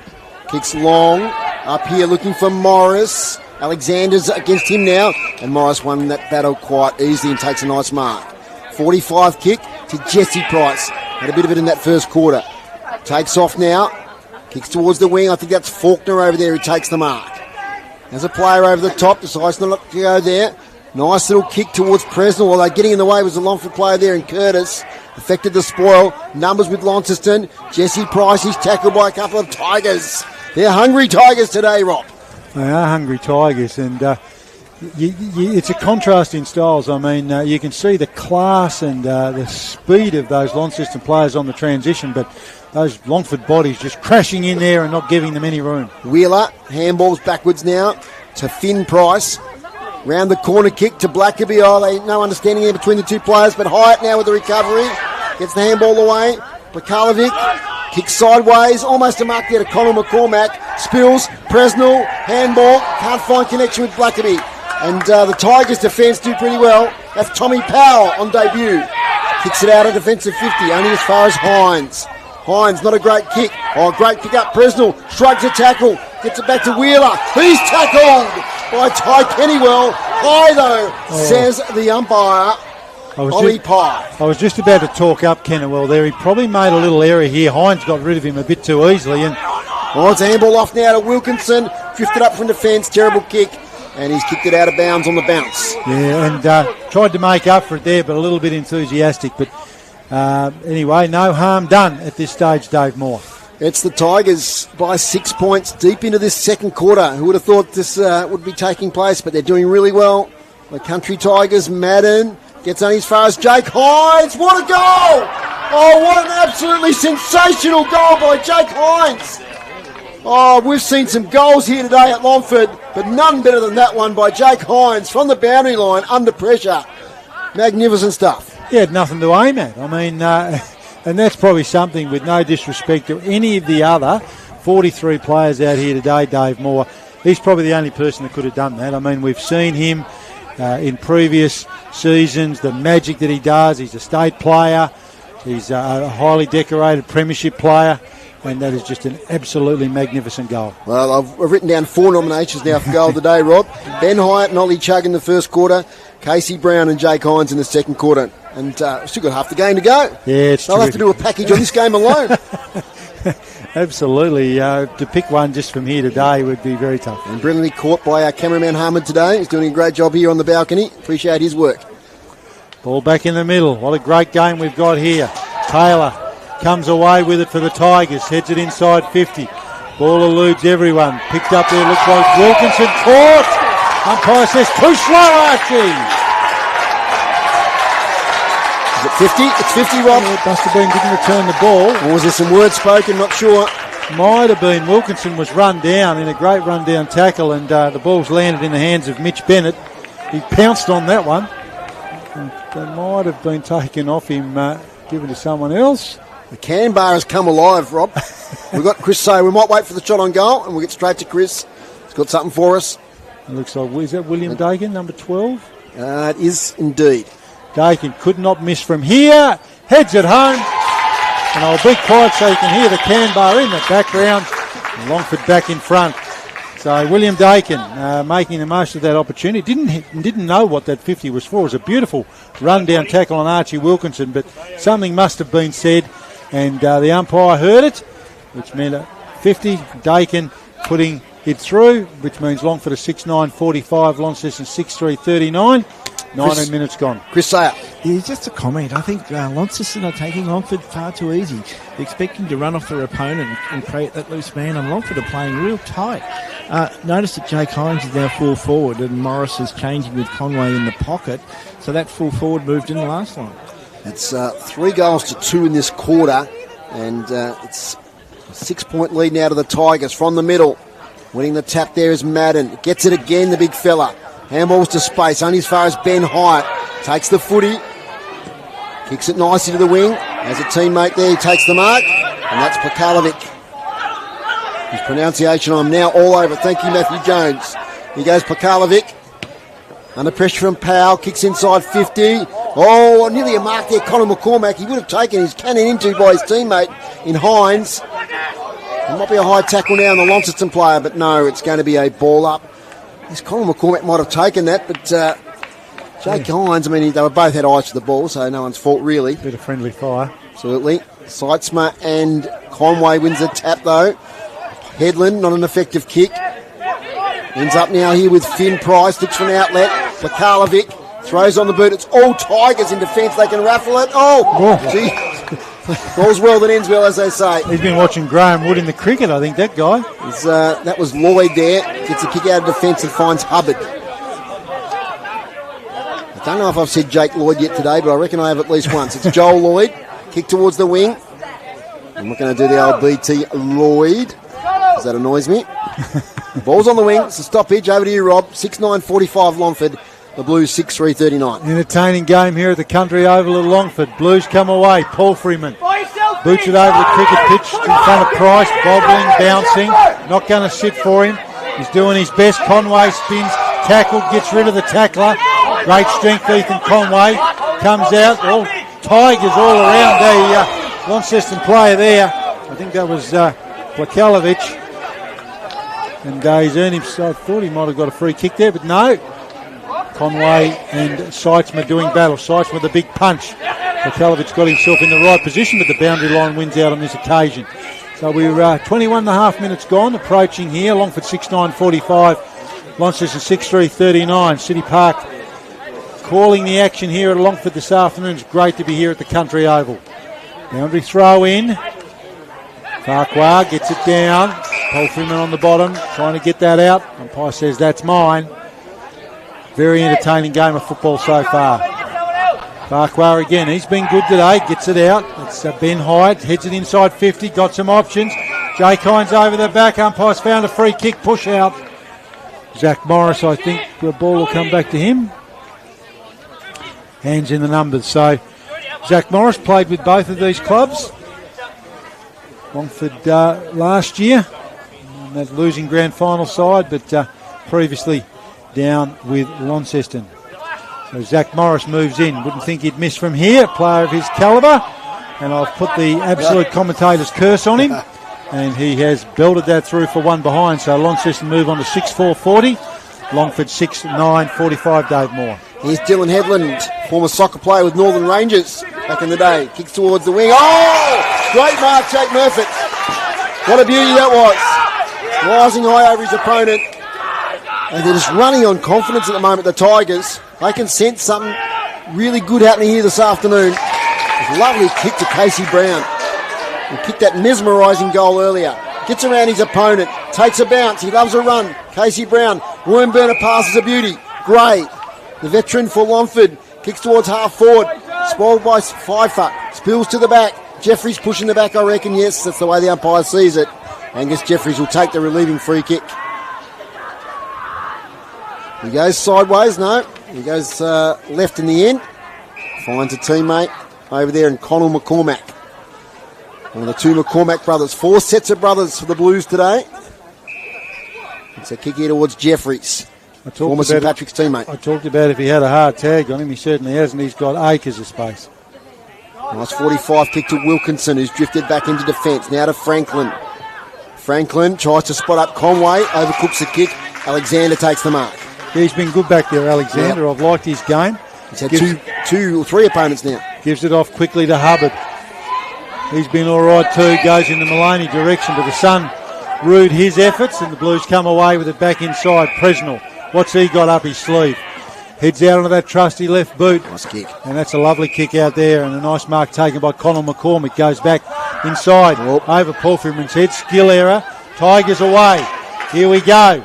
What have they got up their sleeve inside 50? Nice mark taken there. Looks like Chug. Yep. Heads towards goal. Oh, Launceston player flying high there. Couldn't complete the mark. Tigers crashing in. Ball comes out. Cleared nicely on that occasion. Seth Pfeiffer was the high flyer. And beautiful tackle there. Launceston player forced to get rid of it. Blues trying to steady on that far side, but the Tiger pressure is immense. It is indeed, and it's holding the ball there against Conor McCormack, so Tigers will win a free kick. There's a little kick here. Tries to spot up a teammate there in Casey Brown. Couldn't do so. Hyatt tried to release a kick. He couldn't do so. Tough footy in the clinches. Umpire lets it go. Josh Gray, short kick. Ends up back there with Presnell. He kicks wide here looking for Wheeler. He takes the mark. Wheeler inside is Paul Freeman.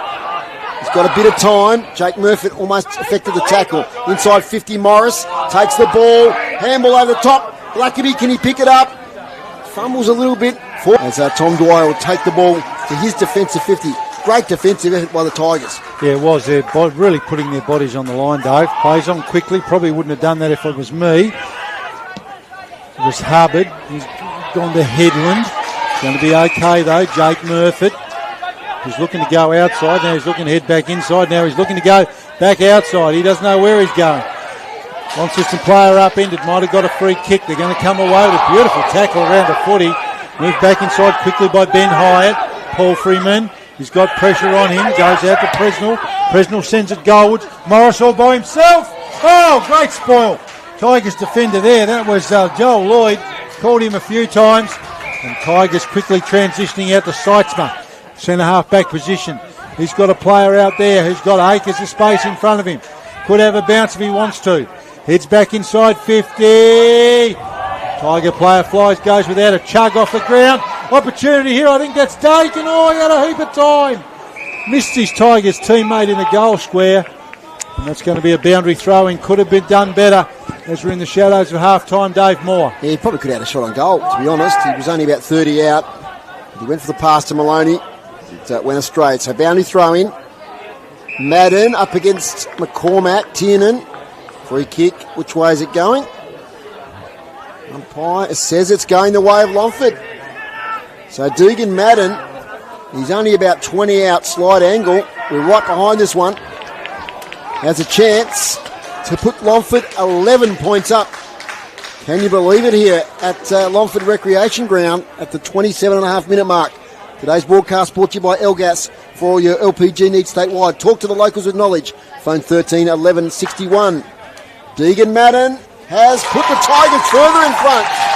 11 points, ladies and gentlemen. 7-9-51 to 6-4-40. And we're closing in on half-time. And boy, oh boy, you know, we talk about upsets. I mean, the Tigers went down 24 goals to 1, I think, in the first game against North Launceston. And they've worked their way into a position where they're competitive and also leading. Absolutely, and this is where the mental side of the game is so important. So as they go in at half-time, this is a class Launceston team. So Jake Hines will refocus them, redirect them. But, you know, if you're a Launceston player, like I said, you might have turned up here today thinking this isn't going to be too hard. and you go in at half-time behind, really got to refocus. For Longford, it's exactly the way they wanted to play out. It's all, them against the world at the moment, and they're going to come away with it again. Tigers there, as I said, very fierce around the footy so far. Umpire said that's mine. Been so engrossed in this game, Rob, we haven't even thought about the AFL. Didn't know it was on. There you go. So the Hawks 5-7-37 leading Melbourne 4-11-35. So Hawks fresh off that dispatching of the Tigers last week. I've got to say that before Groobs gets hold of me. But Longford come away with it again. Jaden Hines probably should have tackled there instead of bumped, and that's the reason why the umpire's picked out a free kick. And that's going to be Ethan Hubbard. Hubbard, former Northern Bomber, sends it inboard. Tigers away, looks like Chug, sends it goalwards. And teammate drops a mark. Ball bobbling around there dangerously. Launceston, great pressure around the footy, the Blues. Longford trying to find some space. Heads goalwards, touch ball, looked like Curtis, I think. Yep. Jake Hines, happy to see that one out of bounds. 29.5 minutes gone. Longford, 7-9-51. Launceston, 6-4-40. Ball deep in the Tigers' attacking zone. Got to excuse us in that pocket because we're in the opposite pocket to where the ball is at the moment. Long way away, boundary throw in. There's Madden takes it, snaps the big fella, Deegan Madden, offline. Just sneaks in for a behind. Margin now 2 goals. 7-10-52 to 6-4-40.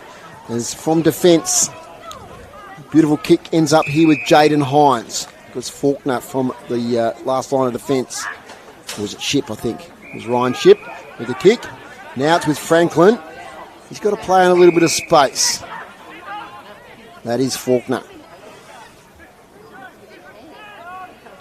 Heavily disguised as Finn Price. He's kicked now to Jaden Hines. Little hush comes over Longford Recreation Ground. Hines now, sideways handball. Taken there by Plakalovic. And he gets kicked now to Tina McCormack. 2 kicks out from goal. Dangerous kick looking for Farquhar. Can't take the mark. Still a chance here. Farquhar has support out the back. Finn Price. Plakalovic.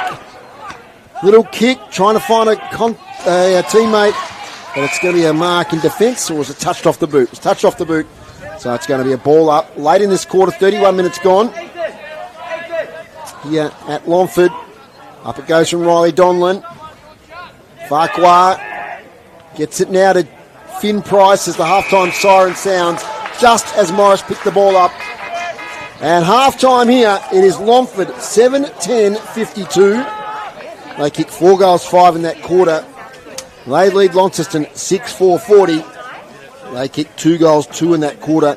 They lead by 12 points. As the players head towards their respective dressing rooms, Rob Soward, the goal kickers, please. Goal kickers, and we've got a couple on each side with multiple. So for Longford, Deegan Madden with 2 singles to Casey Curtis, William Dakin, Casey Brown, Hamish Seitzman and Oliver Chugg. And for the Launceston Blues, Ethan Conway, who I thought was really important for them in stages in that quarter. He's got 2 and singles to Jake Hines, Ben Hyatt, Archie Wilkinson and Alex Blackaby. So a 12-point lead here at half-time. Dave Gruber's just finished collating his stats. And what do you got for his groups? To half-time hit-outs, Longford 18, Launceston 29. Clearances, Longford 20, Launceston 20. Inside 50s, 26 for Longford, 24 to Launceston. Marks inside 55 for Longford, 4 for Launceston. Intercept marks, Longford 3, Launceston 5. The free kicks, Longford have 20 and Launceston have 11. And Longford have also received 4 50-metre penalties. Okay, thanks for keeping that stat, Groups, because that discipline has been really costly. Chris, before we go for a break, what do you got? Yeah, look, you've got me sitting here right in front of the kiosk, so the smells are coming through is beautiful. Jake Hines was just in front of me waiting to come onto the ground. I sensed his frustration. Yes. Of course, he expected his side to do a lot better than they are, and if Longford could have kicked straight, they'd be further in front. I mean, it's fantastic, isn't it? Absolutely. Chris, where are you going to go at half-time? Look, I'm interested to see how Longford maintain this pressure, because they are really matching up to Launceston, as I said, one-on-one. And the defence, isn't the defence fantastic? They've been terrific. So many goals that Launceston could have kicked that have been defended. So, yeah. I'm going to head to Longford. Thank you, Chris Sayer. 7-10-52 to 6-4-40 is the score. Just before we do go for a break, Rob, I mean, thing with giving a spray, you can only go there, you can't go there all the time. He's sort of got to work out a way of tactically getting his way back into the game, doesn't he? Yeah, absolutely, and that's where they're going to look to his leadership and his experience. I mean, you can clearly see that the pressure from Longford is not allowing some of these Blues players to shine through, but, you know, going in and spitting the goo and ripping the paint off the walls isn't certainly going to help. They've got to tweak what they're doing because at the moment the pressure from Longford's taking their time and space away from them, and that's got to be something that they get back in the second half. Thank you, Rob Soward. I'm Dave Moore and Dave Gruber, your commentary team this afternoon with Chris Say. We're going to take a short break here on City Park Radio. When we come back, we're going to have the president of Longford Footy Club very happy, smiling, Mr. Rob Moore after this. Play your cards right with new LPG deals from Elgas. From LPG account credits, fixed pricing and carbon offset options, Elgas has got you covered. Go online, www.elgas.com.au. A sponsor of City Park Radio. Local sport, local music, local arts and culture. On your City Park Radio, 103.7 and 96.5 FM. Looking for a car that makes every drive feel first class? Meet the MG HS Essence, where bold design meets luxury comfort. With a panoramic sunroof, 360-degree camera, leather-appointed heated seats, and the latest tech, the HS Essence gives you more for less. Plus, enjoy peace of mind with MG's 10-year warranty. Why settle when you can drive something that stands out? Luxury reimagined. Experience the MG HS Essence today at Buckby MG, LMCT 3117. A sponsor of City Park Radio. This broadcast of NTFA football is brought to you by Elgas, a sponsor of City Park Radio. Welcome back here to Longford Recreation Ground, and at half-time it's Longford at 7-10-52 to Launceston 6-4-40, and it's a great pleasure. I introduce our special guest who's very happy at the moment because his team, that he is president of the club, is in front by those 2 goals. It's the president of the Longford Footy Club, Mr. Rob Moore. G'day, Rob. Cheers, Dave. How you going? Oh, I better turn your microphone on. There we go again. Yeah, good, mate. How you going? Not too bad. Look, you must be over the moon with the situation at the moment. Very good start. Yeah, first half was really good. Early on, the pressure was up, and yeah, we've matched it with them, which is really pleasing. What do you think has been the key to being in front at half time? I think that early pressure, like tucking around the ball, getting in and having a crack, you know. We know they're a very good side. We played North first up, and we found out how good they were, but you know, we know that North and Lonnie are the 2 benchmarks in the comp at the moment. We thought today if we came out and had a crack on our home deck, beautiful day, and we'd see what happened. But yeah, that pressure around the ball was just so good early on. We mentioned that in the court. What did you learn from that first game at UTAS Stadium? I mean, you know, the scoreboard was pretty stark, the margin. What did you guys learn from that game? I think, you know, it was what we expected, I guess, when we went in. But, yeah, just the way that they run the ball, just the systems they have. Like, their back line was amazing that night. Fletcher Bennett just led from the front. And, yeah, we realised, you know, we had a lot of young players that night, but it was probably good for them too, to see, you know, that's where we've got to get to. We're not going to get there this week or this year probably, but, you know, we know that's where we've got to get to, and that was good for our boys to probably have that first up. Absolutely. Big picture stuff, mate. Look, when it was announced that the TSL was finishing up and we were going to the regional Premier Leagues model, was it ever in doubt that Longford were going to take part? Did you think twice about it, or was it something that straight away, yeah, this is the challenge we want to take on? Yeah, I think straight away we thought, with our junior program, we thought that's the best way for us to go. Like, our best players over the years have probably had to go into North and Lonnie to make it. Chase Jones, Isaac Chug, Lyndon, Jared Dakin, those boys. Yep. So we thought, you know, we're in this region, we need to step up and fill that spot. And, yeah, you know, we know we're up against it. We've got, you know, plenty of work to do, but we're excited by it. And to see, you know, the crowds, we've had good crowds for every game so far. And to see the effort we're putting in today, you know, we're confident we're heading in the right direction. Rob, you got a question for Rob? Yeah, thanks, Southie. Great. I know I spoke with you before the game and a few other long-standing servants of the club here. One thing that Longford have done very, very well over the years, and I know you, as a young fella yourself, but also as a coach, have done, is that development through those junior years, the NTJFA boys, the under-18s, under-19 boys. That must be something that gives you great hope for the future as you build the capacity of your club. Yeah, it sure does. You know, we had a good period in the old competition. We won our first grand final for 33 years. It took a long time to get there, but there was a big build-up to that. We built our team up really well, so there probably wasn't the chances for as many of the young blokes as we've had this year. So it's actually been a blessing. We lost a few.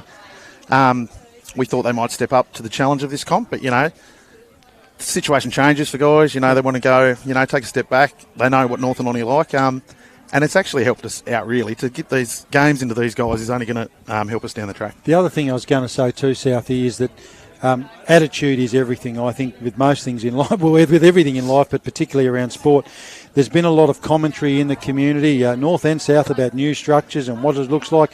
I've heard nothing but positivity from Longford, both in the background and here today, which again sets you up for a great future. I think so. I know Hawley spoke to you when North played, but the 6 presidents, we've got a real good bond at the moment, and we get together and we're just pushing the positives. There's always going to be people who aren't happy, and they're going to look at the scores and they'll jump on social media. Yeah, exactly. It's sometimes hard to not reply to some of those, but yes. We know what we're doing is right, and we've got the right people, and it's going to take us a while, but we're excited by it. It's it's going to be good for us as a club looking forward down the track, and for our juniors to have that pathway for our boys and girls. Geographically, what do you see as your area? I mean, obviously, you look at housing developments around Perth and Longford and Avondale. Do you see a growing area, lots of young families that the population growth in this area is something you can put into your favour? I think so. I think we've always done that well. Like, we've always had a good relationship with Campbelltown that far down. We've had a few go there this year to play, but we know how that works. They go there one year, some come back the other year. Our plan is to get the best young players around our area. So. Yeah, that's what we do, out in the schools and out there really promoting our club. And our social media stuff is great. Brie Lavelle does an awesome job. Just, those sort of little things really do mean a lot in this day and age. Like, people like to see themselves out there and the stats and the videos and the live stream. That's been great. The social media, the Tasmania Premier Leagues, the statistics, the highlights have been fantastic, haven't they? Yep. And that's great for the young kids. They love to see how many stats they've got. They like to talk themselves up during the week. But I think Brownie's goal... If that doesn't get goal of the week this week, I tell you what, there'll be an uproar. But it's exciting. I think it's a really exciting time. Interesting. The Blues are back on the ground. We've still got 6 minutes to go before half time finishes. No umpires as yet, so that's interesting. Hey, facilities wise, mate. So what are your next targets here at Longford? I know you've had some developments over the last few years, but what's next? Do you think? Yeah, we've just received a grant. We applied for a Telstra AFL grant, and we got some goal nets coming. We thought they were probably the next thing we needed. Yep. But definitely looking at a ground upgrade. Like, at the moment, it looks brilliant, but we know it really needs the upgrade like Lonnie's had and Lagana, drainage and stuff. We know that's not cheap, but I think if we're going to be the premier team in our region, we've got to keep pushing for that. So that would definitely be our next step. That's a really, really important thing, Rob, because it goes hand in hand, doesn't it? If you've got a pretty cruddy old ground and whatever, people don't want to come here, it's not embraced by the community. Whereas if you've got a great facility and fingers crossed with your grant application and all that sort of stuff, but you've got a great atmosphere here, so just that ground improvement and update would be a great asset to the club.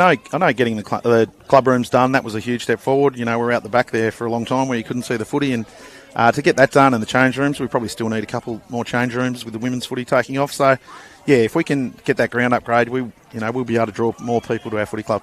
And the women's footy, obviously the girls struggled today, but it's an area I'm sure you'd like to grow as well. Yep, definitely. Ivo Agostini's come on this year, and he's really passionate about girls' footy, his girls' play, and we're making small improvements.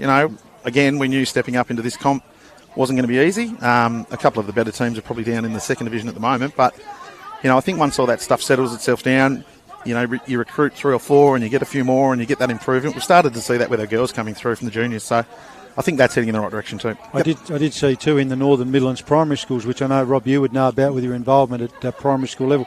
Great to see the girls playing school football. Yeah, that's really taken off. So, and with the AFL team coming in, it's only going to get bigger. So, we think we're well set up to make the most of that.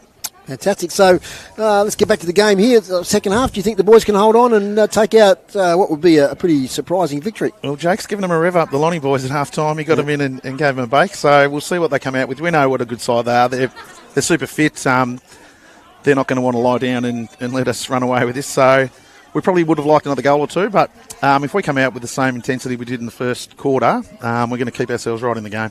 Well, Rob, thanks for joining us here on City Park Radio at half-time. Thanks for hosting us here today. It's been fantastic. We enjoyed the canteen and the good facilities we got here. So thank you very much. No worries. No worries. Thanks, we'll be back again next week. So that's Rob Moore, the president of the Longford Footy Club, joining us here at halftime. We've got about 3 minutes till we get underway in the second half. We'll take another short break here on City Park Radio and we'll be back in just a moment.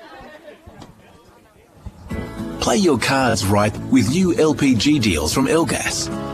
Whether you're moving in or you're settled in, make the switch online today. From LPG account credits, fixed pricing and carbon offset options, Elgas has got you covered. Don't lose out. Visit the website, choose your new deal and sign up today. Go online, www.elgas.com.au. Elgas, local, safe and reliable. A sponsor of City Park Radio. Are you struggling with tech hassles at home? Whether it's setting up new devices, fixing existing ones, or needing one-on-one learning and support, I'm here to help you. Hi there, I'm Alex from Rent a Grandson. I make house calls resolving issues with TVs, computers, smartphones, printers, modems and more. Unlock special pension and concession discounts for reliable tech support that comes to you. Call 0488 66 8324 or visit rentagrandson.com.au. Your convenient, reliable solution for all things tech. Rent a Grandson, a sponsor of City Park Radio. This broadcast of NTFA football is brought to you by Elgas, a sponsor of City Park Radio. Welcome back here to Longford at half-time. It's the Tigers 7-10-52 to Launceston 6-4-40. Chris Sayer, you would have been to a very happy Longford Rooms, I think. Yes, very happy, but very measured as well. Yes. I must Keeping a lid on it. Comparing Hines' address at quarter time, Hines was really quite. He delivered a spray. Casey Curtis at half time for his team went through each line and praised him. He really pointed out the Casey Brown running goal. Of course, that got a lot of applause from the team and the onlookers. He said, be bold with your ball movement. I think they've been doing that all game to continue with that in this second half and really challenge their back six. And again, they've been doing that in the first half as well. So really just continuing on. They've got sort of one-on-ones with Morris and Hyatt, Wilkinson, Conway and Palfreman. So they're really taking it up to this side. And I think Launceston really could sort of change their attitude, don't they? I think, like I said before, they're taking them too lightly. Yep, they certainly need to get back on top in this second half. From my observation, Chris, no major injuries at half-time? No, I can't see any injuries, but we'll see. There'll be some sore boys tomorrow. It's been a pretty physical game. Yes, I hope it doesn't sort of degenerate into a too physical game, because I think there's some frustration out there. Yes, we'll wait and see. Thanks, Chris. We'll talk to you during the second half. I think you might have got some news on a possible report. Did you at half-time, Rob? Yeah, there was a suggestion that there's a report against Brodie Palfreman for an interaction with the Longford runner, so we'll wait to have that confirmed. Yep, no worries. So I might run through the goal kickers while we've got 30 seconds. Yeah, so for Longford, Deegan Madden leading all comers with 2, and Casey Curtis, William Dakin, Casey Brown, Hamish Seitzma and Oliver Chugg with 1. And for Launceston, Ethan Conway, who was a dominant target up forward, he's got 2 for the Blues. And singles to Jake Hines, Ben Hyatt, Archie Wilkinson and Alex Blackerby. But interestingly, Dave, Longford have just shut down some of those prime movers like you'd expect to see on the score sheet with your Zach Morrises. I mean, even Jake Hines, you'd expect him to have more than 1 goal at half-time. City Park Radio Sport this evening, if I get there, which I will, of course. But it's going to be Launceston Tornadoes versus the Nunawading Spectres from 5:25. Myself and Scott Brown bring you that game here on City Park Radio. So all in readiness now for the second half. Can the Blues fight back after a disappointing first half? And can the Tigers take their first scalp of a former TSL team here this afternoon? Looks like they've thrown the magnets around too. It looks like Tiernan McCormick's going to start in the ruck for the Blues. Deegan Madden, his opposite number on the other side of the circle. Today's broadcast brought to you by Elgas for all your LPG needs statewide. Talk to the locals with knowledge. Phone 13 11 61. The umpire's got the ball raised, and here's second half action from Rob Soward. All in readiness. Madden and McCormick. Bounce favours Madden. Belts it forward. Jake Hines swooping through the back. Feeds the handball off. Blues away, gets it back, does Hines. Heads inside 50 in the Conway direction. Oh, unlucky. Worked hard, did Ethan Conway. Couldn't quite hold it. Longford got the numbers around the contest. Blues quickly shut that down. Umpire says holding the ball. It's going to be a Launceston free kick. Moved on very, very quickly inside 50. They've shown they want to play with pace all day. But unfortunately, on this occasion, comes out for the Tigers. Sits there nicely on that occasion for Charlie Taylor. Goes back inside. Dangerous ball. Going to come undone. Lockie Presnell heads for home. And that's just offline. I thought Presnell was going to drive a dagger into their heart there, Dave Moore, and make them pay. But just offline on that occasion. Yeah, Charlie Taylor, risky kick. I mean, they're always great if those ones pay off. But on that occasion, Presnell read it really well. Couldn't finish the work. There's Headland now from fullback. Sums up his options. Left foot goes wide here. Tina McCormack. The back position, but stumped away in front this time by Deegan Madden. So out of play. About 60 metres out from Launceston's goal. First goal here is pretty important for both teams, Rob. Yeah, it is. The medal side of this we talked about is so important. So from the boundary throw in, Madden, they both missed it on that occasion. The two ruckmen, Josh Gray falls on top of his Launceston opponent.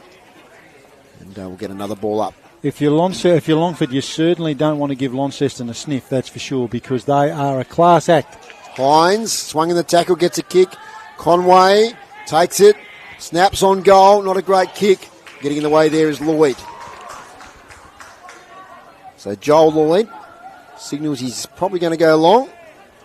Cruises off the mark now, Joel Lloyd. Kicks towards the wing in the grey direction. It's over his head. Launceston have the numbers with Faulkner. He kicks back inside 50, looking for Conway.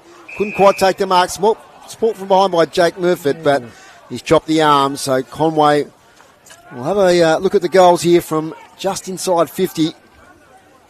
Long way out. He's kicked a couple today, Rob. Yeah, he's kicked two. Yep. So pretty serviceable. He's a good cricketer in his day, Ethan Conway. Played a bit of footy with Glenorchy as well, St Pat's old collegians. So had a few clubs in his young career. He got a chance here to kick his third and get the Blues a little bit closer. Slow, deliberate approach. Delivers now, long kick, but it's offline, so it's Launceston's turn to be a bit inaccurate. They're now 6-6-42, trailing the Tigers 7-10-52 as Headland prepares to kick in. Certainly attack this second half with a bit more energy, have the Blues. Longford holding firm at the moment. Mark taken out there, looks like Hubbard, in front of the light tower. Looking to go back in ball with a dangerous kick, and that is dangerous. It doesn't hit the target. Taylor bobbling it around. Comes away with it. Luxa Fortune.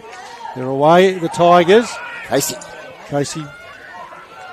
Brown with another bounce. Doesn't mind a running bounce as Casey Brown. Casey Curtis ridden into the ground. All Blues here at the back, though. They could have raffled it. McCormick gives it off to Jeffries. Jeffries out. The wing position. Nicely done there. Teenan McCormick sends it goalwards. Only ever had his name on it. I think that's Archie Wilkinson. Yep, back forward. Yeah, back forward. They've thrown his magnet around the board today. So that switch has been reversed, Rob. Morris has gone defence. Wilkinson's gone back up forward. Yeah, and that's, I think, clever coaching from Jake Hines. Like, you've got to just throw things around and have a bit of a look at them till something clicks. We know the damage Archie Wilkinson can do forward. He's certainly made a name for himself for Hillwood in recent years, and certainly this year for Launceston.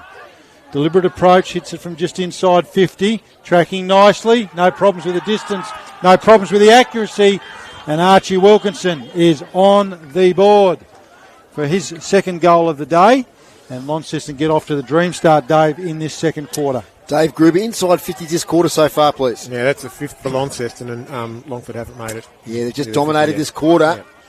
Yeah. As we were talking to Rob, I noticed they came out 6 minutes before play resumed, so obviously the message was short and sharp, and they've looked pretty good this quarter so far, Rob. Yeah, they have, and you'd want that message to be short and sharp. I mean, as we know, Launceston know what they need to do, and Jake Hines knows what they need to do. So it's great to see that they've started this second half with that passion and purpose which we know is synonymous with this Launceston Football Club.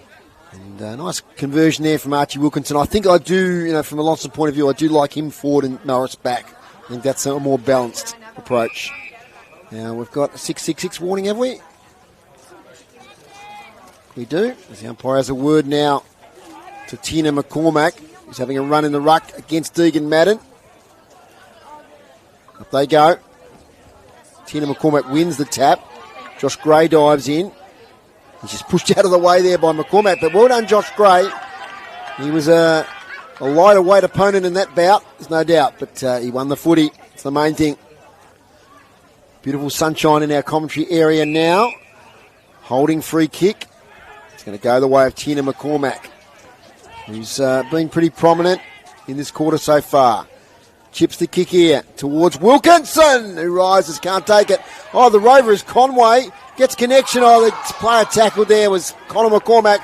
Loose footy though, he must have got a handball away. Still a chance for Launceston as the umpire blows the whistle and he'll ball it up just 20 metres out from the Blues goal.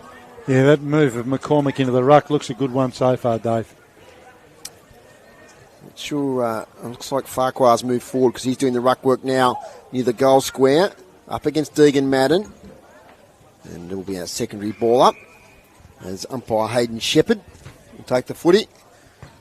Umpires have done pretty well today. From the ball up, spills out, little kick out of the contest, snap, ineffective. Cleared by Hubbard, out here towards Taylor. But winning the footy is Jaden Hines. Oh, sells some candy. Gets to 45. Jaden Hines towards goal. I think it might have hit the post or it's just gone to the right-hand side of the post. It's a behind. And the Blues edging closer now. 7-8-50. Longford 7-10-52. And Groob's inside 50 update. 6-0 now. 6-0. Yeah. There's some danger signs here if you're Longford because, just building it out of defence isn't what they did in the first half. They were a little bit more measured than that. Just got to be careful with doing that sort of thing because Launceston are going to kill you on that turnover.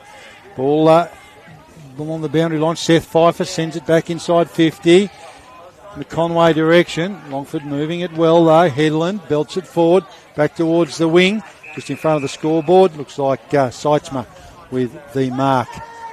Just in front of the scoreboard there. Pfeiffer's...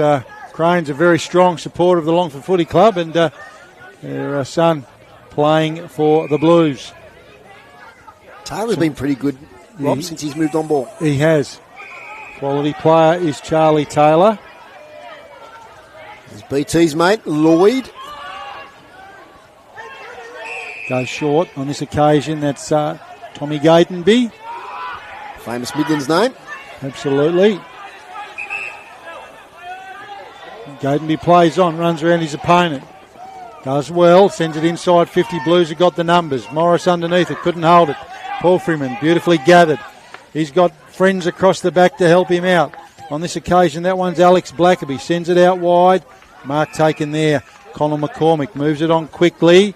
This is where they get them into trouble, the Blues. Lenny Faulkner goes back inboard. Taken. Jesse Price. He was prominent in that first quarter. We called him a lot. A little bit quieter in the second term, but quality young player is Jesse Price, one of the brothers out there today. Moves it along around the boundary line. And that's a good mark. Taken just outside 50 by Farquhar. Started the game in the ruck, sends it inside 50. And that's gone over everyone's head. And he's picked Ethan Conway out. So again, dangerous player early. Danger signs, Dave Moore for Longford. Yeah, just had all the play, the Blues. Certainly lifted. But Tigers still lead, so if they can absorb some of this pressure, a bit of luck goes their way. They're still in this contest. I think fitness, we haven't talked about that, Rob, but fitness could be a big factor in this last half. Absolutely, particularly with the amount of defending and pressure defending that the Tigers did in that first half. But Ethan Conway moves in towards goals for Launceston. Umpire just doesn't move, pulls the triggers, and that's his third goal for the day. So Ethan Conway, on the back of this Launceston surge in this second half, he adds to his tally today to 3, sending Launceston to 8-7-55, which has meant that they've reclaimed the lead from Longford 7-10-52, who haven't added to their half-time score. So it's been all Launceston, Dave Moore, in the second half. Yeah, they're taking control of the contest. As you said, they lead to those 3 points now. Grove's got some stats for us in this quarter so far. Eight inside 50s for Launceston, 1 for Longford. And Launceston have taken 3 marks inside 50 as well. Okay, so they've got that tall timber up there, Rob. Conway, Wilkinson, dominant figures up there. So let's see if the Tigers can fight back. They've met every challenge so far this afternoon. As McCormack wins the tap, player might have been tackled without it. That's what the umpire said. That's Casey Brown will take the free kick. It's just a nice little safety valve for the Tigers here. You'd like to see them do something with this. They haven't had much of it in the front half of the ground. Running from Hubbard from half-back. Takes the bounce. Oh, he's lost it. Coughed it up. So a chance here for Launceston. If they can affect a turnover, they're going to hold it up. It's going to be a ball up. So the idea was right there, the running Hubbard. But as a young player that wouldn't have played on cricket pitches in the middle of ovals, you don't ever bounce it where the concrete meets the grass. That's right. Hit out there from Tina McCormack. A high tackle there on his Longford fellow ruckman. In Madden, releases the handball. Kick inside 50. Oh, big fly there. I think it was Pfeiffer. On the ground now is the footy. Spills out. Wow, dispossessed there for Longford. Now Pfeiffer again fighting in. Kenny Wells in there. And he's tackled to a standstill there by his fellow number 3 in Jeffries. We talked about the pressure Longford brought in the first half, Dave, but the tackle pressure there from the Blues was terrific. Certainly lifted. Pfeiffer gets it towards Hines. Handball staked to an opponent there. Chance here. Snap for goal by Chug. Across the face. First score for the Tigers for this quarter. They're now 7-11-53. They trail by 2 points. Launceston 8-7-55. Yeah, 12 minutes gone and it hasn't been up here much, as Dave Gruber said. I think only one's inside 50 until that last passage of play. Blues clear the area quickly. Nice long kick in the Jake Hines direction. Ooh. Jake Murphy collects him. Umpire will say free kick. High contact. Kennewell or Jake Murphy. Take your pick there. Either or. Jake Hines moves it on quickly. That's not his best work, but luck's a fortune. It's going to sit there for Finn Price. Moves it back inboard, taken by Zach Morris. Moving up from defence. Goes back towards Franklin. Hadn't called him a lot after that first quarter. He's gone out wide. Lenny Faulkner sends it wide. Jeffries leading the race. Taps it inside. All Blues at the moment. He's got plenty of time to get rid of it. Pressure there on Ben Hyatt. Downfield, I think the umpire said. Late. Yep. Free kick to Jeffries. Or was it back at the contest? No, it's free kick to Jeffries. Jeffries, important player. Sends it goalwards. Conway. No. Sharked off the pack. Palfreyman puts that one into the middle of the Longford Township. All Blues in this half. Brody Palfreyman injecting himself into the contest. Beautiful front and square. And what we've seen from him over the years, Dave Moore on that occasion, drives that one goalwards. Yeah, that's vintage Palfreyman. He kicked 11 against Scottsdale in the last outing. I don't think he's been a dominant figure today, but he's popped up there off the hands of Farquhar and read it beautifully. And it's the lead after trailing by 12 points at half-time. They now lead by 8 points. Groove, you just check the Hawthorn score? What do you got for us? Oh, no, I didn't actually check the score. But okay. You're not checking it? No, it's not real great, I don't think. Okay.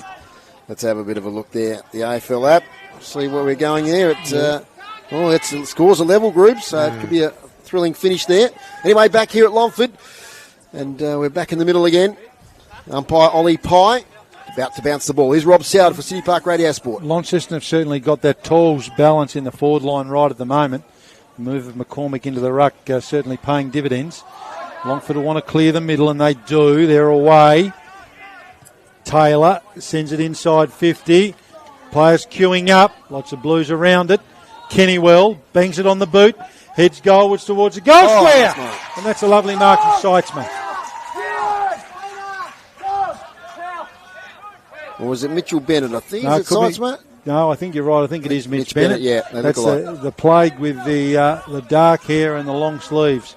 So to say the Tigers need a goal is probably the understatement of the afternoon, which is strange considering they were in front about 10 minutes ago. So Bennett, certainly very kickable. He's only going to kick this from about 20 metres out. Not much of an angle, makes the umpire work. But Mitch Bennett, very important goal for the Longford Tigers. Very important goal for the Longford Tigers.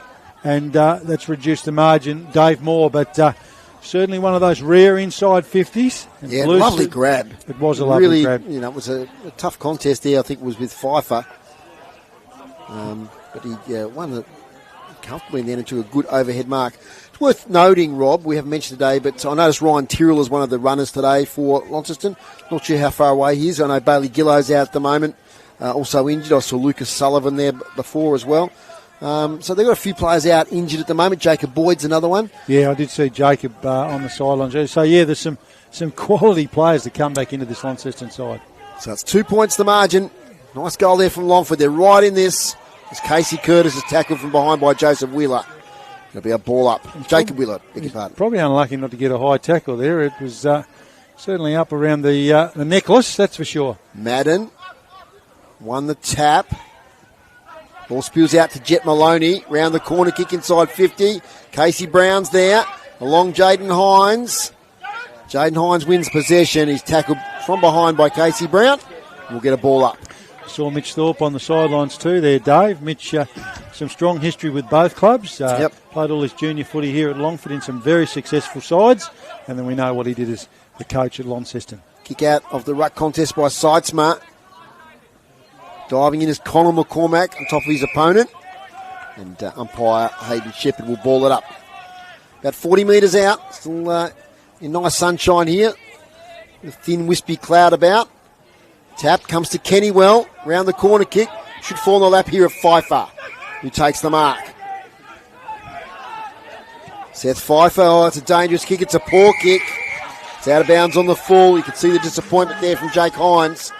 So free kick coming here to Jake Murphy. 2 kicks out from goal. Is he going to go the long option? He is. Looking for a mark. Up forward. They fly off hands. They work it out here now through Jake Hines. Long handball to Wheeler, who'll be under pressure. Comes back to Jaden Hines. That's good footy. Oh, the fumble now from Ben Hyatt. He's under pressure. He's got the footy again. Feeds it out. Pakalovic. Oh, now Pfeiffer is tackled. And that's a free kick going the way of Ben Murfitt. Strong tackling by the Tigers. Ben Murfitt tries to find a target. Over the back. Chance here for the Tigers. They can win possession against the boundary line. Over the boundary line, out of bounds. I tell you what, he's got some good wheels at Caden Tootle. He had gout-like pace as he gathered that one up. I guess youngster. In that forward line, I guess your eyes do light up as a young forward. Morris holding his elbow a little bit there. Madden from behind, coming through as Conor McCormack. Over the top towards Blackaby. That might be Ben Murphy again, tackled to a standstill. Hand over to you, Rob, as it's in the forward pocket for Longford. They trail by just 2 points here. You'd sort of get a feeling that they want to get some value for their forward entries here. We've said they've been at a premium this quarter for the Tigers. Nice tap there, Madden. Ball still in play, close to the boundary line, in front of the crowd. Cars all park around the ground. Always love the sound of that car siren going when there's a goal. Always great at the country ovals. 2 points the margin. Launceston 9-7-61. Longford 8-11-59. 18.5 minutes gone here in the third term. Ruckman do battle. Madden. Lots of bodies around the footy. Blues get it out. Cleverly done on that occasion. Plakalovic was on the end of that. Goes over Conway's head. Longford got the numbers. Doesn't sit for them. Picked up beautifully by Tiernan McCormick. Has a run, has a bounce. Ball headed inside 50. Tigers have got the numbers. Boundary line wins out on this occasion. That was Angus Jeffries in a dangerous spot. So Longford happy to see the boundary line there, Dave. You love us seeing a big man back himself for pace and take a bounce, don't you? And Tina McCormack did on that occasion. So it's deep in attack now for the Blues. They've transferred the footy from their defence to attack. Let's see if they can hit the scoreboard here. Wilkinson finds Conway, tackled from behind, dispossessed. Seitzma kicks it out of midair. Over here in the Mitchell-Bennett direction, it's out of bounds. So since half-time, Blues have kicked 3 to Longford's 1 to wrest back the lead. It's still anybody's game. Hope you're enjoying it here on City Park Radio 103.7, 96.5, and via the AFL Tas live stream on YouTube. Seitzma taps it straight to Hines. He gets free. His handball's not good. Casey Curtis Can't quite pick it up. Ball spills to the side of the contest. Falling over there was Taylor for Longford, and it's going to be another ball up. Yeah, I get the feeling that the pressure tackling of Longford starting to take its toll. Seitzma out of the contest. Bouncing footy. Taken by Plakalovic there. Kicks towards half forward over the head. Sorry, that was Ship, beg your pardon. Jordan Ship, number 32. Ball spits out, taking it now and doing something dashing is Casey Brown. He kicks it towards half back. Towards Jet Maloney. Can't quite take possession. Sees it out of bounds. You get the feeling, Dave, if Longford are going to pinch this game, it's not going to be a 15 or 16 goal each sort of a thing. No. It's got to be a 10 or 11 goals. From the boundary throw in. Tough footy. Tina McCormack wins the tap. Plakalovic kicks inside 50 deep. Conway's there, Wilkinson's there. Off hands, out the back. Doing well as Tommy Powell on debut. Hooks the kick here, looking for Gatenby. Winning the contest though is Jeffries. 45 out against the boundary line. Jeffries back to goal. Tommy Powell's there. Can he get possession, the youngster? Does okay. Keeps the footy in. Wins possession. Just hacks it out of defence and gets some territory. Yeah, kicks for touch and the touch line wins. Is what the umpire says here. And throw it in. I thought it might have been insufficient intent. That was pretty good there from young Tommy Powell. He might have, taken the ball out, but he backed himself. And he's got his team another 40 metres out of defence. Yeah, he did. And as we said before the game, his former coach, Sam Chugg, talked his young protege up. He said how impressed he was with him, and that's good accolades. All Blues at the moment. Another shot on goal, just offline on this occasion. It looked like, who do we have there? Connor McCormick. Had a bit more time than he thought, did McCormick. Well, Launceston at the moment. We've talked about what a good quarter they've had. Longford move it out quickly. Hubbard goes out to the wing position. Just booted off the table there, out on the full, I think, on that occasion. Umpire said free kick, the long inside 50. Wilkinson nearly takes a mark. He might have shoved his opponent out. He did, yeah, that was real hands in the numbers stuff. And it's going to come back here to Lloyd. Lloyd shorts it up. Finds young Tutul. Oh, his kick finds Madden, who dropped the chest mark. Now he's in trouble. He gets it away, luckily, to Casey Brown, who does a little shake and bake. Then he loses possession. Now it's Jake Hines with the advantage free kick. He hesitates. Sideways handball to Palfreyman. 50 out. Palfreyman, open goal square. Kicks the goal for Launceston. Brody Palfreyman, 2 in this quarter. And he's lifted, and Launceston have lifted, and now they're out by 9 points. So just that little fumble in the middle by Casey Brown opened the door, and Launceston made them pay. Yeah, and that's again that difference, isn't it, in terms of what they're used to. I mean, Casey Brown, I thought, has been really, really good today, but just trying to do a little too much. Makes a skill error, again, in a place where he shouldn't be bouncing that ball, and all of a sudden, Launceston just punish you the other way, and Brody Palfreyman has certainly been one of those Launceston players, Dave Moore, who has lifted this quarter. Yeah, I said moving McCormack to the ruck. He's not only won the taps, he's also done a fair bit around the ground. He's been pretty influential. So they have lifted, but there's still a game on here, Rob. It's only 9 points. If you're Longford, you want to pinch one here before 3/4 time because, like I said, you don't want to give them too much of a lead. Looks like a 6-on-6 warning there for the Tigers. Yep, it was. Ruckman go up. McCormick again, been good. Palfreyman called him a bit this quarter. Ball spills though in the middle. Tigers come away. It's going to be okay. Taylor gathers it nicely. Goes back through the middle. Swings onto that trusty left boot. Kicks out in front of Maloney. Interfered within the marking contest. Forward pressure. Launceston fans not happy. Moves it in. They're looking to play advantage there and move it back inside to Seitzma. But no, umpire says that's got to come back to Jet Maloney. So could be on the edge of his range, I reckon, Rob. Yeah, we've seen a bit of Jet previously at state league level down at Launceston. So he's going to let this one go from just inside 50. So it'll be right on his measure, as Dave Moore has said. Absolutely. But it's going to be a pretty important kick in the scheme of things. 25 minutes gone. Jet Maloney moves in. Just inside 50. Lets it go. Strikes it nicely. Pushes it across the face. Players flying. Belted through. Which is exactly what Launceston would have wanted. So 7 points of difference here at the Country Oval at Longford. Thoroughly enjoyable game, Rob. Yeah. We didn't have great expectations today, but certainly it's been a really good game of footy as Zach Morris kicks it long out of defence, looking there for McCormack, but Joel Lloyd floats across the front of the contest, takes a fine mark. 8 points to margin. My excuses there. I'd done the maths wrong. Short kick to Jake Murfitt. 2 kicks out from goal. Pretty crowded forward 50. He's going to have to thread the needle here. Sets it up. Maloney's there. He's going to fly. Decides not to in the end. Off hands. Here's Maloney. Working hard. Tries to get out of the contest. Deegan Madden. Snaps. And misses the big fella. He's kicked 2 today. That would have been a handy one. But gets the margin back to 7 points. 8-13-61. Launceston 10-8-68. 26 and a half minutes gone in quarter number 3. Just belting it along into a contest I'm not liking for Longford there with the talent that Launceston backline has. And we can see their ability now to slingshotting it out of that back half.